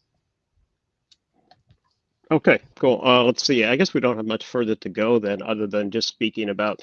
I can mention about recently what was just said is that, yeah, we basically get flack, you might say. We're under fire from two different directions. Some of it is from the Tolkien linguistic community, who think that they are the pinnacle of creation and nothing can surpass them. So let it be done.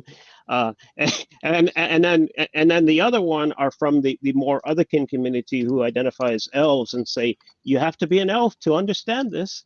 And both points of view are bullshit. But just on the logical face of it, if you use elementary logic, which I do all the time, then you understand that those are basically just statements that they wish to be true, and so they say them enough times, and then in their minds they are true, but it doesn't make them true for in the general case for everyone. So yeah, exactly. In the meanwhile, we did have a question about the meaning of Istar, meaning in Elvish. And so we were talking about the Istar is a singular of the Istari, which are the wizards. And that means knowing, right? And so I did talk about that Gandalf and Saruman were part of the Istari. Let's see here. Reed says, Mildo says at Reed, Garwin, Istar is a Quenya word, mostly translated as, quote, wizard. Gandalf is an Istar. Gandalf and Saruman are Istari wizards. Okay, and Radagast was also one of the Istari. There were two that went kind of missing, and they were Pelurian and what was the other one's name? I always forget the two. Well, of course, because they are the ones that left the story, right? Like really early. Palando was one of them. I don't remember. Palando. That's right. Yeah. And we can look it up. So I will find the Tolkien gateway.link, for the Istari, so we can read it thoroughly, and I'll share it with you, Reed. Okay. So one of the other things I should mention at this point, the reason why I can find things rapidly with regard to the Legendarium mythos is because I have basically everything digitized, and I have a local search engine, so I can. And it also does Boolean searches like wizard near Istari or something like that. You can do things like that, and it'll pop up everything that in my database, which is not just Tolkien's works, but Tolkien studies and even some of the linguistic journals like Vineyard Tengwar and so forth. I can look up those matches, so that's why I can do it. People who like to collect physical books, well, that's fine if you want to have a nice looking collection that you on the far wall that you barely read or read occasionally. But if you want to search for something right now, paper books are not going to do it for you. You need it digitized. Well, at least the way that you are searching, and I think that it's really great that you are actually using AI as a servant rather than a thief and a plagiarism device. Okay, because you are keeping your material that it analyzes limited to what you tell it to do, and it comes up with some really interesting stuff. What happens most of the time is when people use it, they allow the internet to answer all the questions. And we know that there's a lot of shit out there. I mean, sorry, but that's just how it goes. Garbage in, garbage out. That's an old IT saying. So yeah. Exactly. So that's what's happening with a lot of that. Mildo put in the answer, which was Alatar and Palando. Right. Where the blue wizards. And so what I did was I got the Tolkien gateway.link and .net link, and I put it into the chat. And so we have a new visitor called New Celtic Church. And I want to say that might be Richard in Ireland. Is that Richard in Ireland? I'm curious. Beautiful. So happy to see you. I'm hoping that he's going to say hi. So Was the beautiful. person that you met when you went to Ireland? Yeah, a few years back? do you yeah, my journey. So I went to Ireland yes, it's him. Hi. So I went to Ireland in October, November of 2022, and there was some weird, international cat rescue stories happening. So Richard was a part of that story, and he's a part of my story because he helped me to reconnect with my ancestors through my grandmother's village where she was raised as a child in the early part of the 1900s. Okay. And before she came to New York and then married an Irish man, and then, ended up having my father, and then my father had me, and all of that. So he kind of helped me reclaim the Irish half of me. And it was wonderful. And I'm so thankful for that. And then right after I saw, Vera Faith says, I remember the cat rescue. Okay. So then, right after that is when I went to Amsterdam and met up with Luthien, who happens to be the person that facilitates and makes the forum and all of our art for Ilsalunte Valion, our sister group. And so it was just a wonderful thing that happened. Richard also was a wonderful person, taking me to go to an old bookstore in Galway, and I ended up getting a very old copy of a book that was said to be possibly part of like how Tolkien had written the story of the rings, and it was Nibelung's Ring, but it was like an old copy of it, like a really old copy. So I have really this. A source. People think that's a source, but it actually isn't. It's not a source, but it is interesting anyway, because there are a lot of themes that are presented that are very interesting. And it was written as a play, so it was the contrast of the screenplay type of thing. It was very interesting. And then he took me to the grounds where he used to work, called Gregan's. It's a bed and breakfast, and it still exists. And in the 50s, Tolkien actually was writing The Lord of the Rings in those bed and breakfasts, like for a time. And so he took me around the grounds of the place, and I'm so grateful for that. Thank you so much, Richard. I get to thank you like in public now. So I just appreciate that so much. And for all of you who maybe know about Celtic spirituality through his father's, I think it's his cousin, if I'm not mistaken, John O'Donoghue. This is a relative, okay, of John O'Donoghue. Richard is, and the same last name. So just letting you guys know. And so we will make sure that there's no more comments. Okay, excellent. We can keep going, Dave. Okay, there's not a lot further to go. Basically, it's just that I basically Ilsalunte Valion, which is from one of Tolkien's earlier languages, means silver ship of the Valar. Basically, what happened, what lay behind the separation back in the day, is that eldalieva focused more on they actually had a saying, what would the elves do? Whereas I was more interested in the Valar as entities, and so that's why that's why I formed the separate group. And now very recently,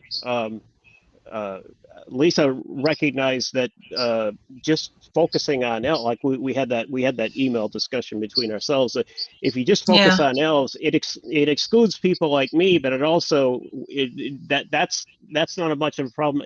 The bigger problem is it attracts anybody who identifies with the archetype of elf. So you get otherkin elves and everybody else who's saying, elves, man, let's bring in all this stuff from what it says on the Encyclopedia of Otherkin or whatever. Let's bring all You that know, in, that was my error. I'll own this error completely, wherein I actually thought that we could reclaim the word Elven for Tolkien.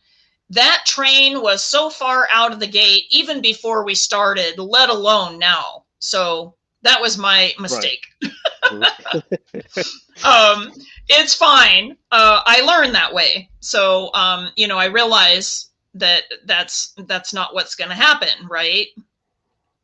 So, okay. So I wanted to also re-highlight the article that would be, if you will, Dave's biography. We're going to call it Dave's core link here. It's linked in the live chat, and it's also going to be linked, if you're watching the replay, in not only the video description below, but also in the comments. And we'll pin the comment so that everybody can see what that is.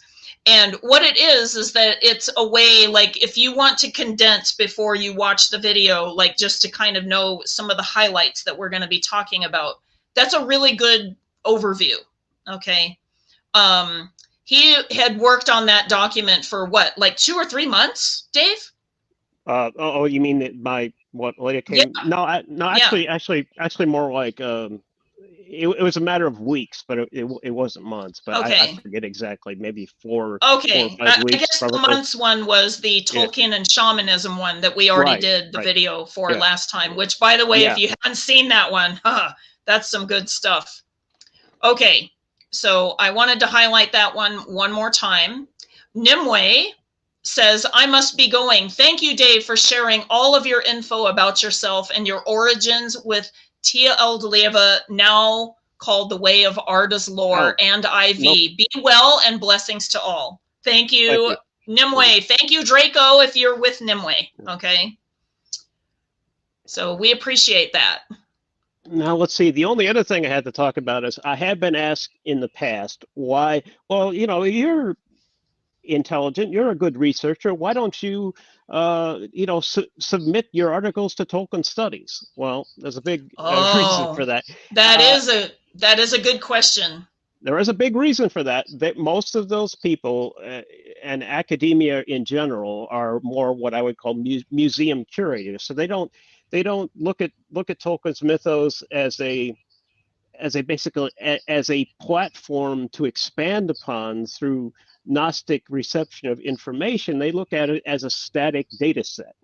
And if I put anything of my research in there which is also backed by shamanic visions, to them that would be absolute crap.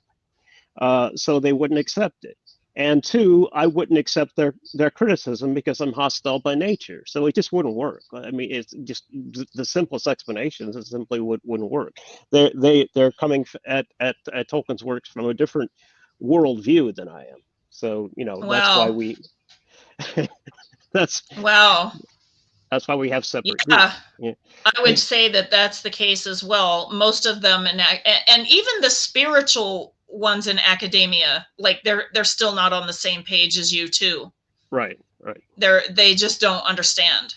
No, these are stories. Actually, if you knew about Tolkien's process, you wouldn't maybe think that. But they're not going to be necessarily interested because maybe the stories don't resonate with them the same way that they resonate with us, and it's okay. That's my guess, is that they simply don't resonate with them. They resonate with them only as stories, so no different than the various folklore stories collected by the Brothers Grimm. Or not folklore, but has elements of it. Like even Harry Potter has elements of folklore to make it like a deeper world. Star Wars has elements of, Zen and, Buddhism and other things that makes it kind of a, like a rooting in, good and evil and all of the things that are Star Wars. And I think that they're terrific. But Tolkien was definitely another thing. It was another level. Yeah, absolutely.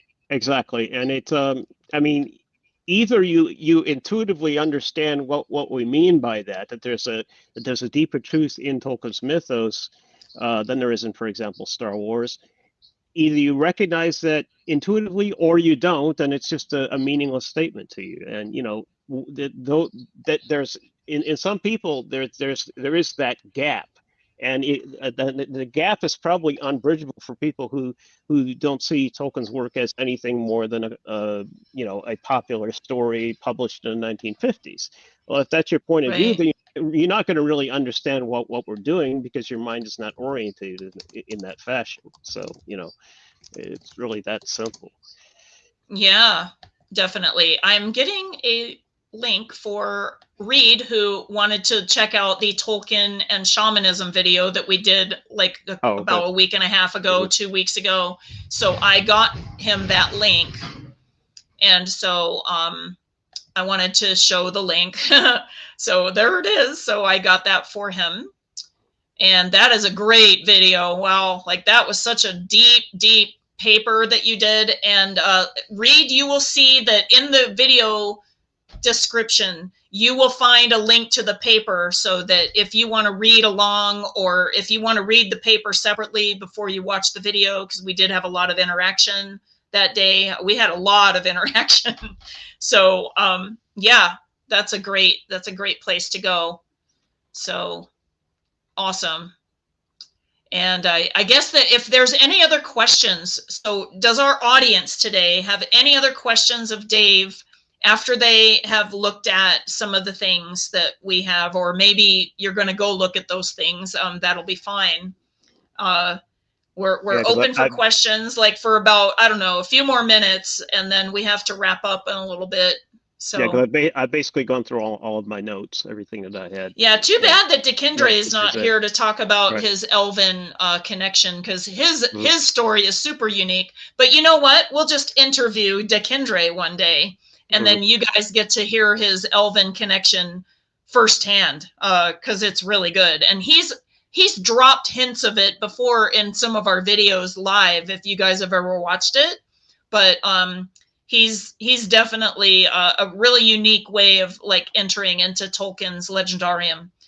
For me, I didn't even realize that I had, if you will, an Elven overview or an Elven energy until someone who, interestingly, that they resonate as kind of a dwarven or gnomish, if you will, overlay of their own Wiccan and or Gardnerian practice.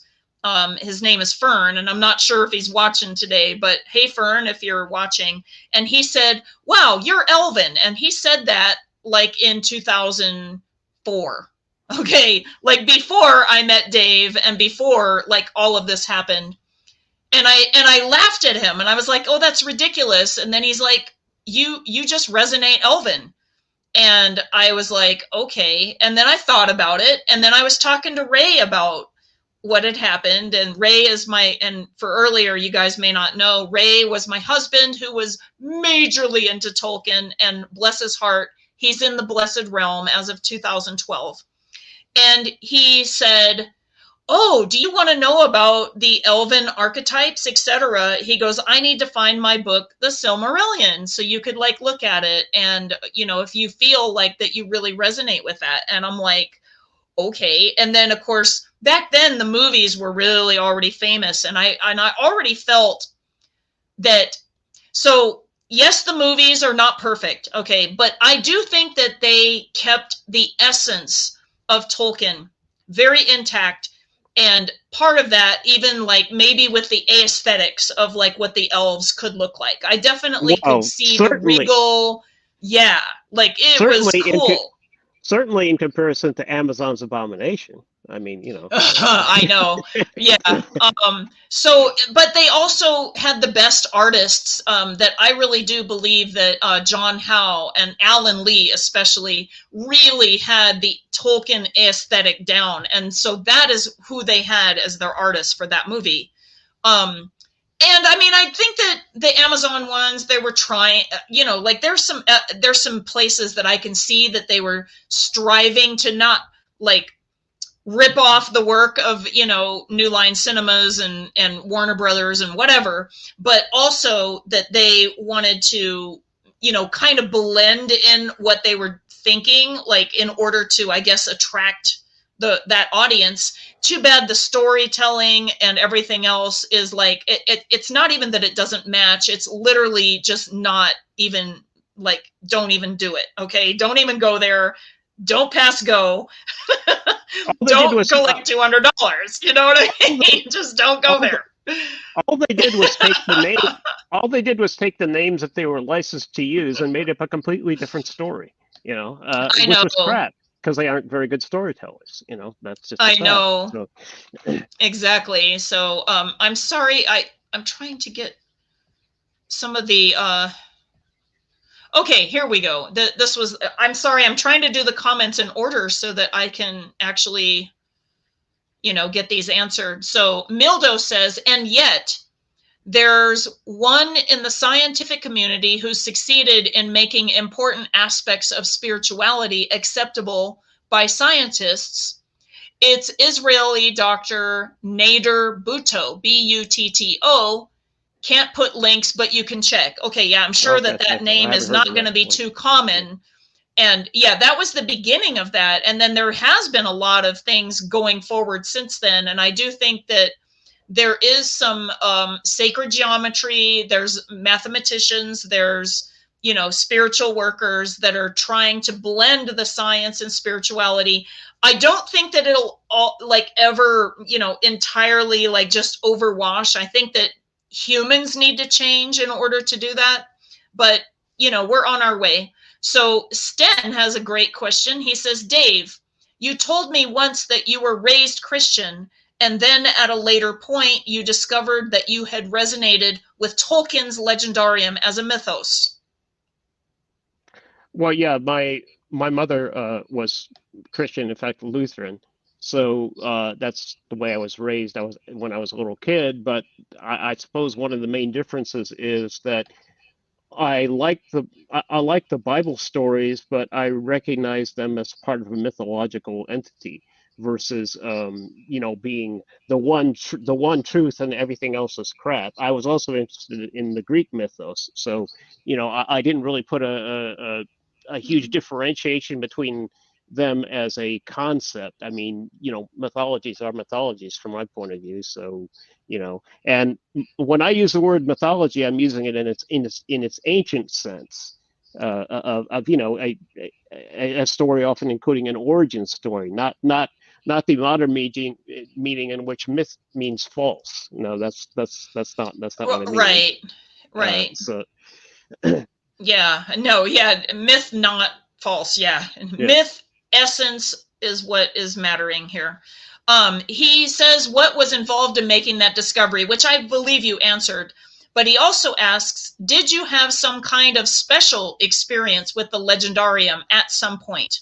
Other than, no, it was when the Silmarillion was published in 1977, and it was, reading it was an order of magnitude, or several orders of magnitude actually, more intense than reading The Lord of the Rings or The Hobbit. And I can't really explain why. It's just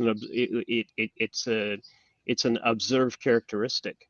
So, yeah, well, the same thing happened to me, and I think that you're right. It's the entire like writing style shifted into like, it's almost like a biblical text. Yeah. In fact, that's why some people don't like the Silmarillion. It reads like the Old Testament, as Christopher said. Except that, I'm sorry, opinion, it's better. Yeah. That's my opinion. Christopher actually said that he was told the same thing. It reads like the Old Testament, and then he continues with a dire condemnation, against which apparently there can be no appeal. Yeah. So, and he wants to respond and says, "Oh yeah, I can understand. Reading the Ainulindale hit me like a hammer, but in a good way." So yeah, exactly. It hit us in a good way, and probably most of the population that doesn't understand in a bad way, or they never even bothered because they're just not interested. Yeah. And to put forth a probably unpopular opinion, which I don't care about because, I am on the autism spectrum and We I can don't say be things. unpopular. Look, there's a lot of Yeah, people that are apparently wanting to be unpopular. They're hanging yeah. out with us right now. And, being on the autism spectrum, I don't care what the general population thinks of me because I don't put much value in their opinions Yeah, one way or the other. They can love me or hate me. It's all the same to me, basically. But, yeah, but, uh-huh. Yeah, it's, we it's just that, take hate and make haterade, right? right. Yeah, because we've had enough of A that lot of over the people, years. the people who don't like the Silmarillion or Tolkien's earlier writings in general and say that they're crap and they don't understand them, whatever. Well, that's really, to tell you the truth, because a lot of them have limited intelligence and they really can't Mm. understand them. So that's not really a diss on them. It's just the truth. It Someone else. shows the truth. Yeah. Yeah. Well, and there's several kinds of intelligence that I think that we would tap into, and it's not just academic intelligence or literary intelligence. You would tap into spiritual intelligence as well, Right. and Right. emotional intelligence. So, Oh, Reed, yeah. That's. go ahead. Oh, I'll oh, go ahead and let you answer that okay. before I ask There was Reed's there was question. one thing that I did want to mention in connection with this, and that's the whole. See, my visual thinking when I read Tolkien's, like the Silmarillion, or basically any part of his mythos, but especially the Silmarillion, my internal written text to verbal thinking translation facility in somewhere in my brain. Basically, what it does is it creates a movie in my head, but beyond the movie, it's more like the Star Trek holodeck. So I get Mm, I get sensations, smells, auditory stuff, the whole wow, bit. So that's cool. when I read it, I'm in that So immersive environment. I would call that sensory. Yeah.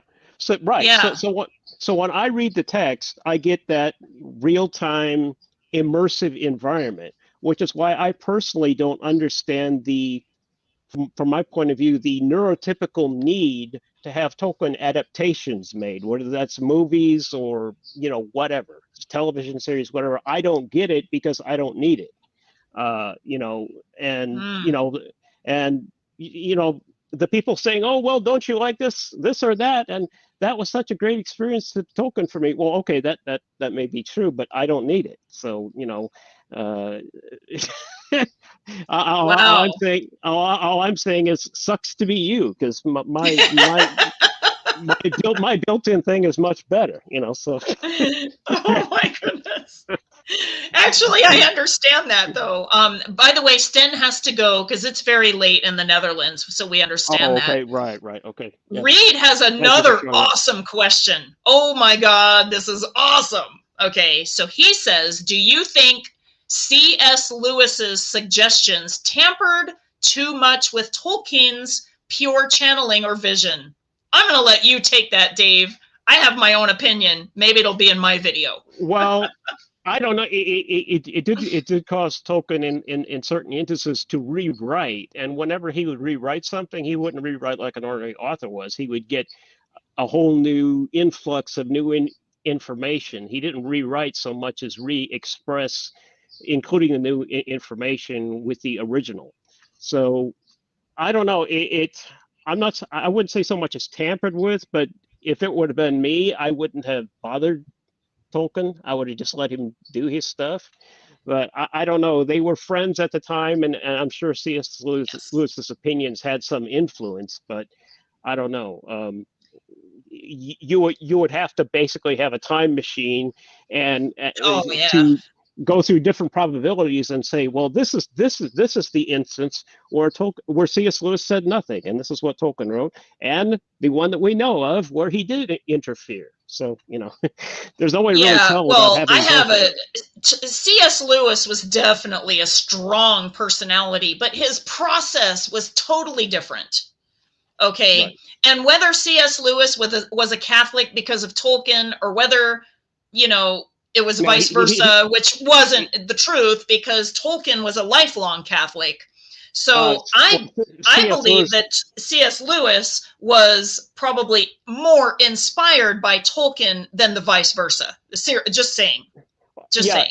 Well, I think well, C.S. Lewis, as I remember reading from the biography, became basically an Anglican Church of England. That's Okay. what he Yeah. converted to Yeah. And that's different than Catholicism for sure. right.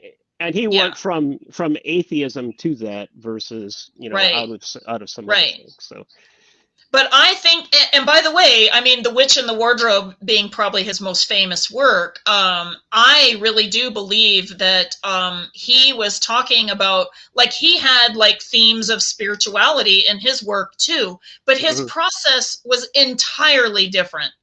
I think he was like digging for symbols, like astrology, like with, Aslan, Leo, the lion, right. summer, warm, the ice queen, Aquarius, that time of the year, and the antagonist, right? Like, so Right. I think that he tapped into a lot of spiritual themes, but I think he did it on purpose and then allowed his imagination to make stories through, some of the, fantasy characters. I think Tolkien literally, I don't think that there is a question about the process being different, any more different than anything I could think of. That is my opinion. And Okay. it is interesting with regard to C.S. Lewis and bringing animals into a lot of his stories. That actually came Mm, from stories he and his brother wrote when he was a kid. mm, Back in Ireland, they were called Boxen, and they were kind of based on the British Empire's experiences in India. So he had like an animal India, and I believe the yeah. stories were called Boxen, or the whole world was called that. And basically that I think that some of that continued forward into the animals in the C.S. Lewis Narnia writings, but Yeah. so Yeah. No, that's such a brilliant question, Reed. Thank you so much. That was like just awesome. So glad that that's included in the interview, the inklings, and some of the stuff there. And I really do believe that we actually have touched on this in other videos about Tolkien's process and where he was approached by the inklings and saying, oh my gosh, we love these stories, but what happens with this? And what does this look like? And what is this? And he didn't, meaning Tolkien, would say, oh, wow, like instead of saying, oh, I have to rework that part. In other words, imagine it. He would say, oh, I need to find out. And we talked about this in the Tolkien and shamanism video that I right, linked in right. the live chat that I will also link in the comments and potentially in the video description, because that video that we did for Tolkien and shamanism is going to be something we refer to a lot. Okay, just like how we did with the differences between elves and fairies. We refer to that video all the time. So glad that you asked that. It's so wonderful. We're going really late here. 3:29 here in the Mountain Time Zone. And so I know it's 5 o'clock. Yeah, Well it's after 5 o'clock 5:29 for here. you. 5:29 here. Yeah. And so 5:30. Okay. So, and that means on the West Coast, it's 2:30. So I think that I'm going to let you guys get going. I will wait a couple more moments to see if there's any other follow-up questions.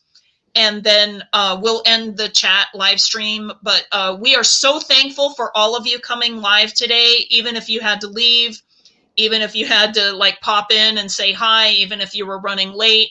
I can't wait to do Dekindre's interview because he will talk to you more about his connection to Elvenness as well as Tolkien stories and how it integrated with him and magic and paganism and studies, like where he studied occult studies formally with somebody where I never really had. I only studied astrology and things like that formally, but And of course, so I don't have any background like that because I come basically out of a science background. So you know, Right. there was no occult studies for me. I know, but I still think that there is this, if you will, misunderstanding that people that have science can't understand spirituality. I think that there's some that cannot, but then there's a lot that can. I do. I think that they know. Well, actually, and science is actually too broad a term. It's actually more physicists, because physicists believe that they're the apex of all scientists, and if it's not physics, it's crap. Those are their basic beliefs.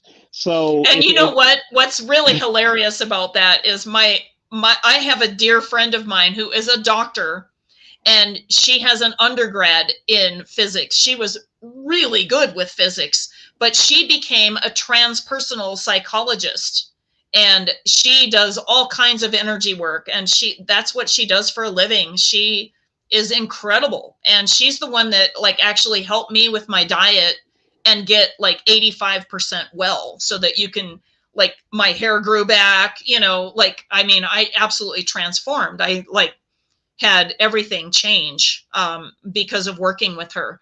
And she was a physics undergrad and mathematics. So I don't think that everybody that has left brain background is anti-spiritual. I don't believe that for a moment. No, and I don't think that they're anti-creative either.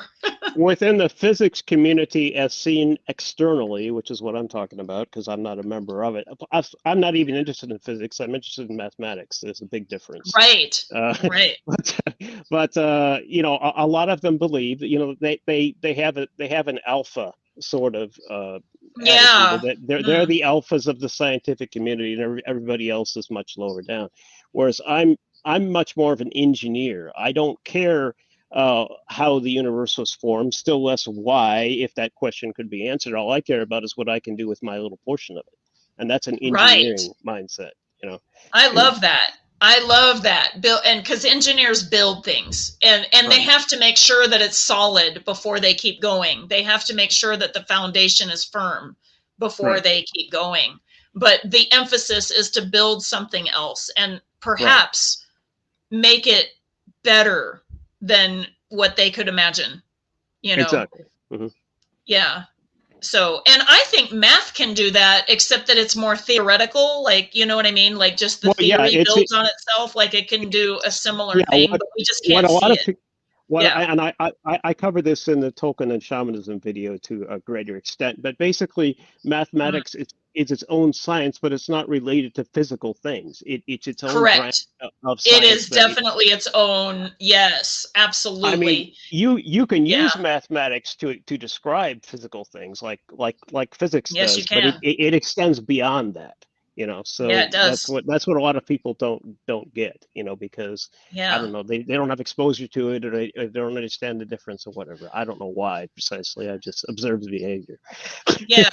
Well, and I shared a recent link with you. I don't know if you saw it. Robert Edward Grant, who is a mathematician by that was interesting. He doesn't really call himself that because he never got a degree in it.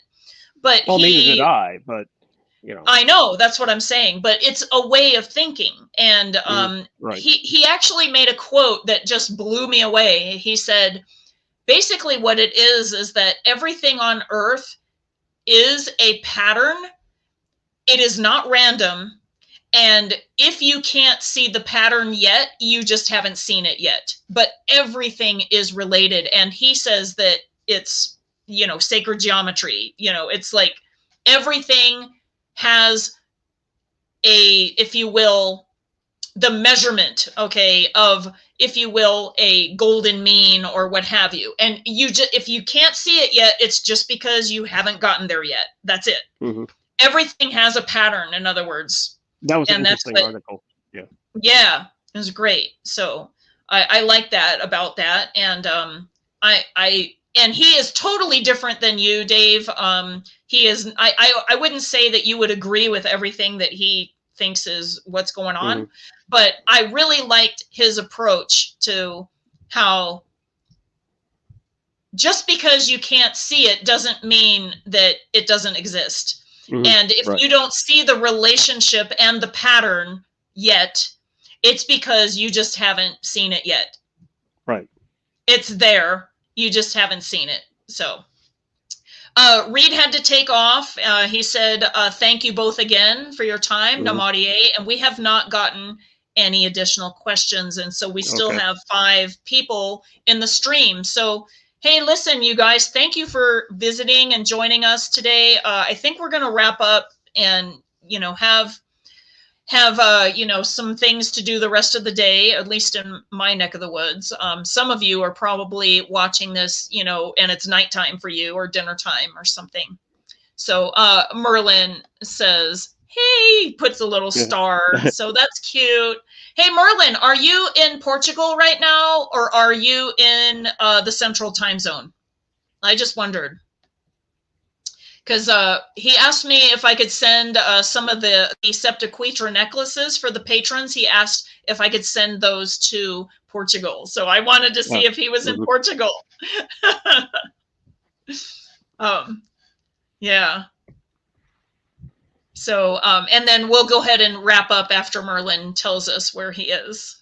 Okay. And you guys have a good night, or a good, you know, whatever you're having when you're watching the replay.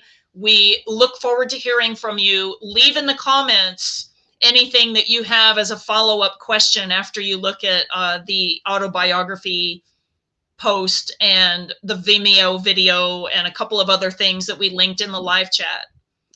So he says yes. So my guess is that it's Portugal. Okay. Awesome. That's so cool, Merlin. We're so happy for you. Yay. If I get overseas again, I'll make sure that I like look you guys up. Okay. I'm so happy for you. That's so wonderful. Excellent. Take care, everyone. Laita, many blessings to all of you. Thanks for and I showing up. imagine that Dave wants to. Oh, and Veraface says thank you for the live. Aw, very cool. Merlin sends hearts. That's so cool. Very good. Okay, we're gonna stop the live stream. You guys have a wonderful evening.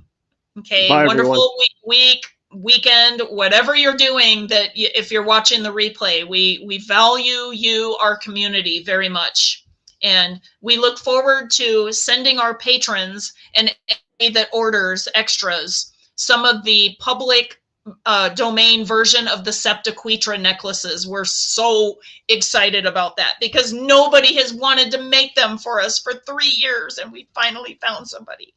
So guys, keep it real, okay? Namarie, Laita, many blessings. Good night. Bye.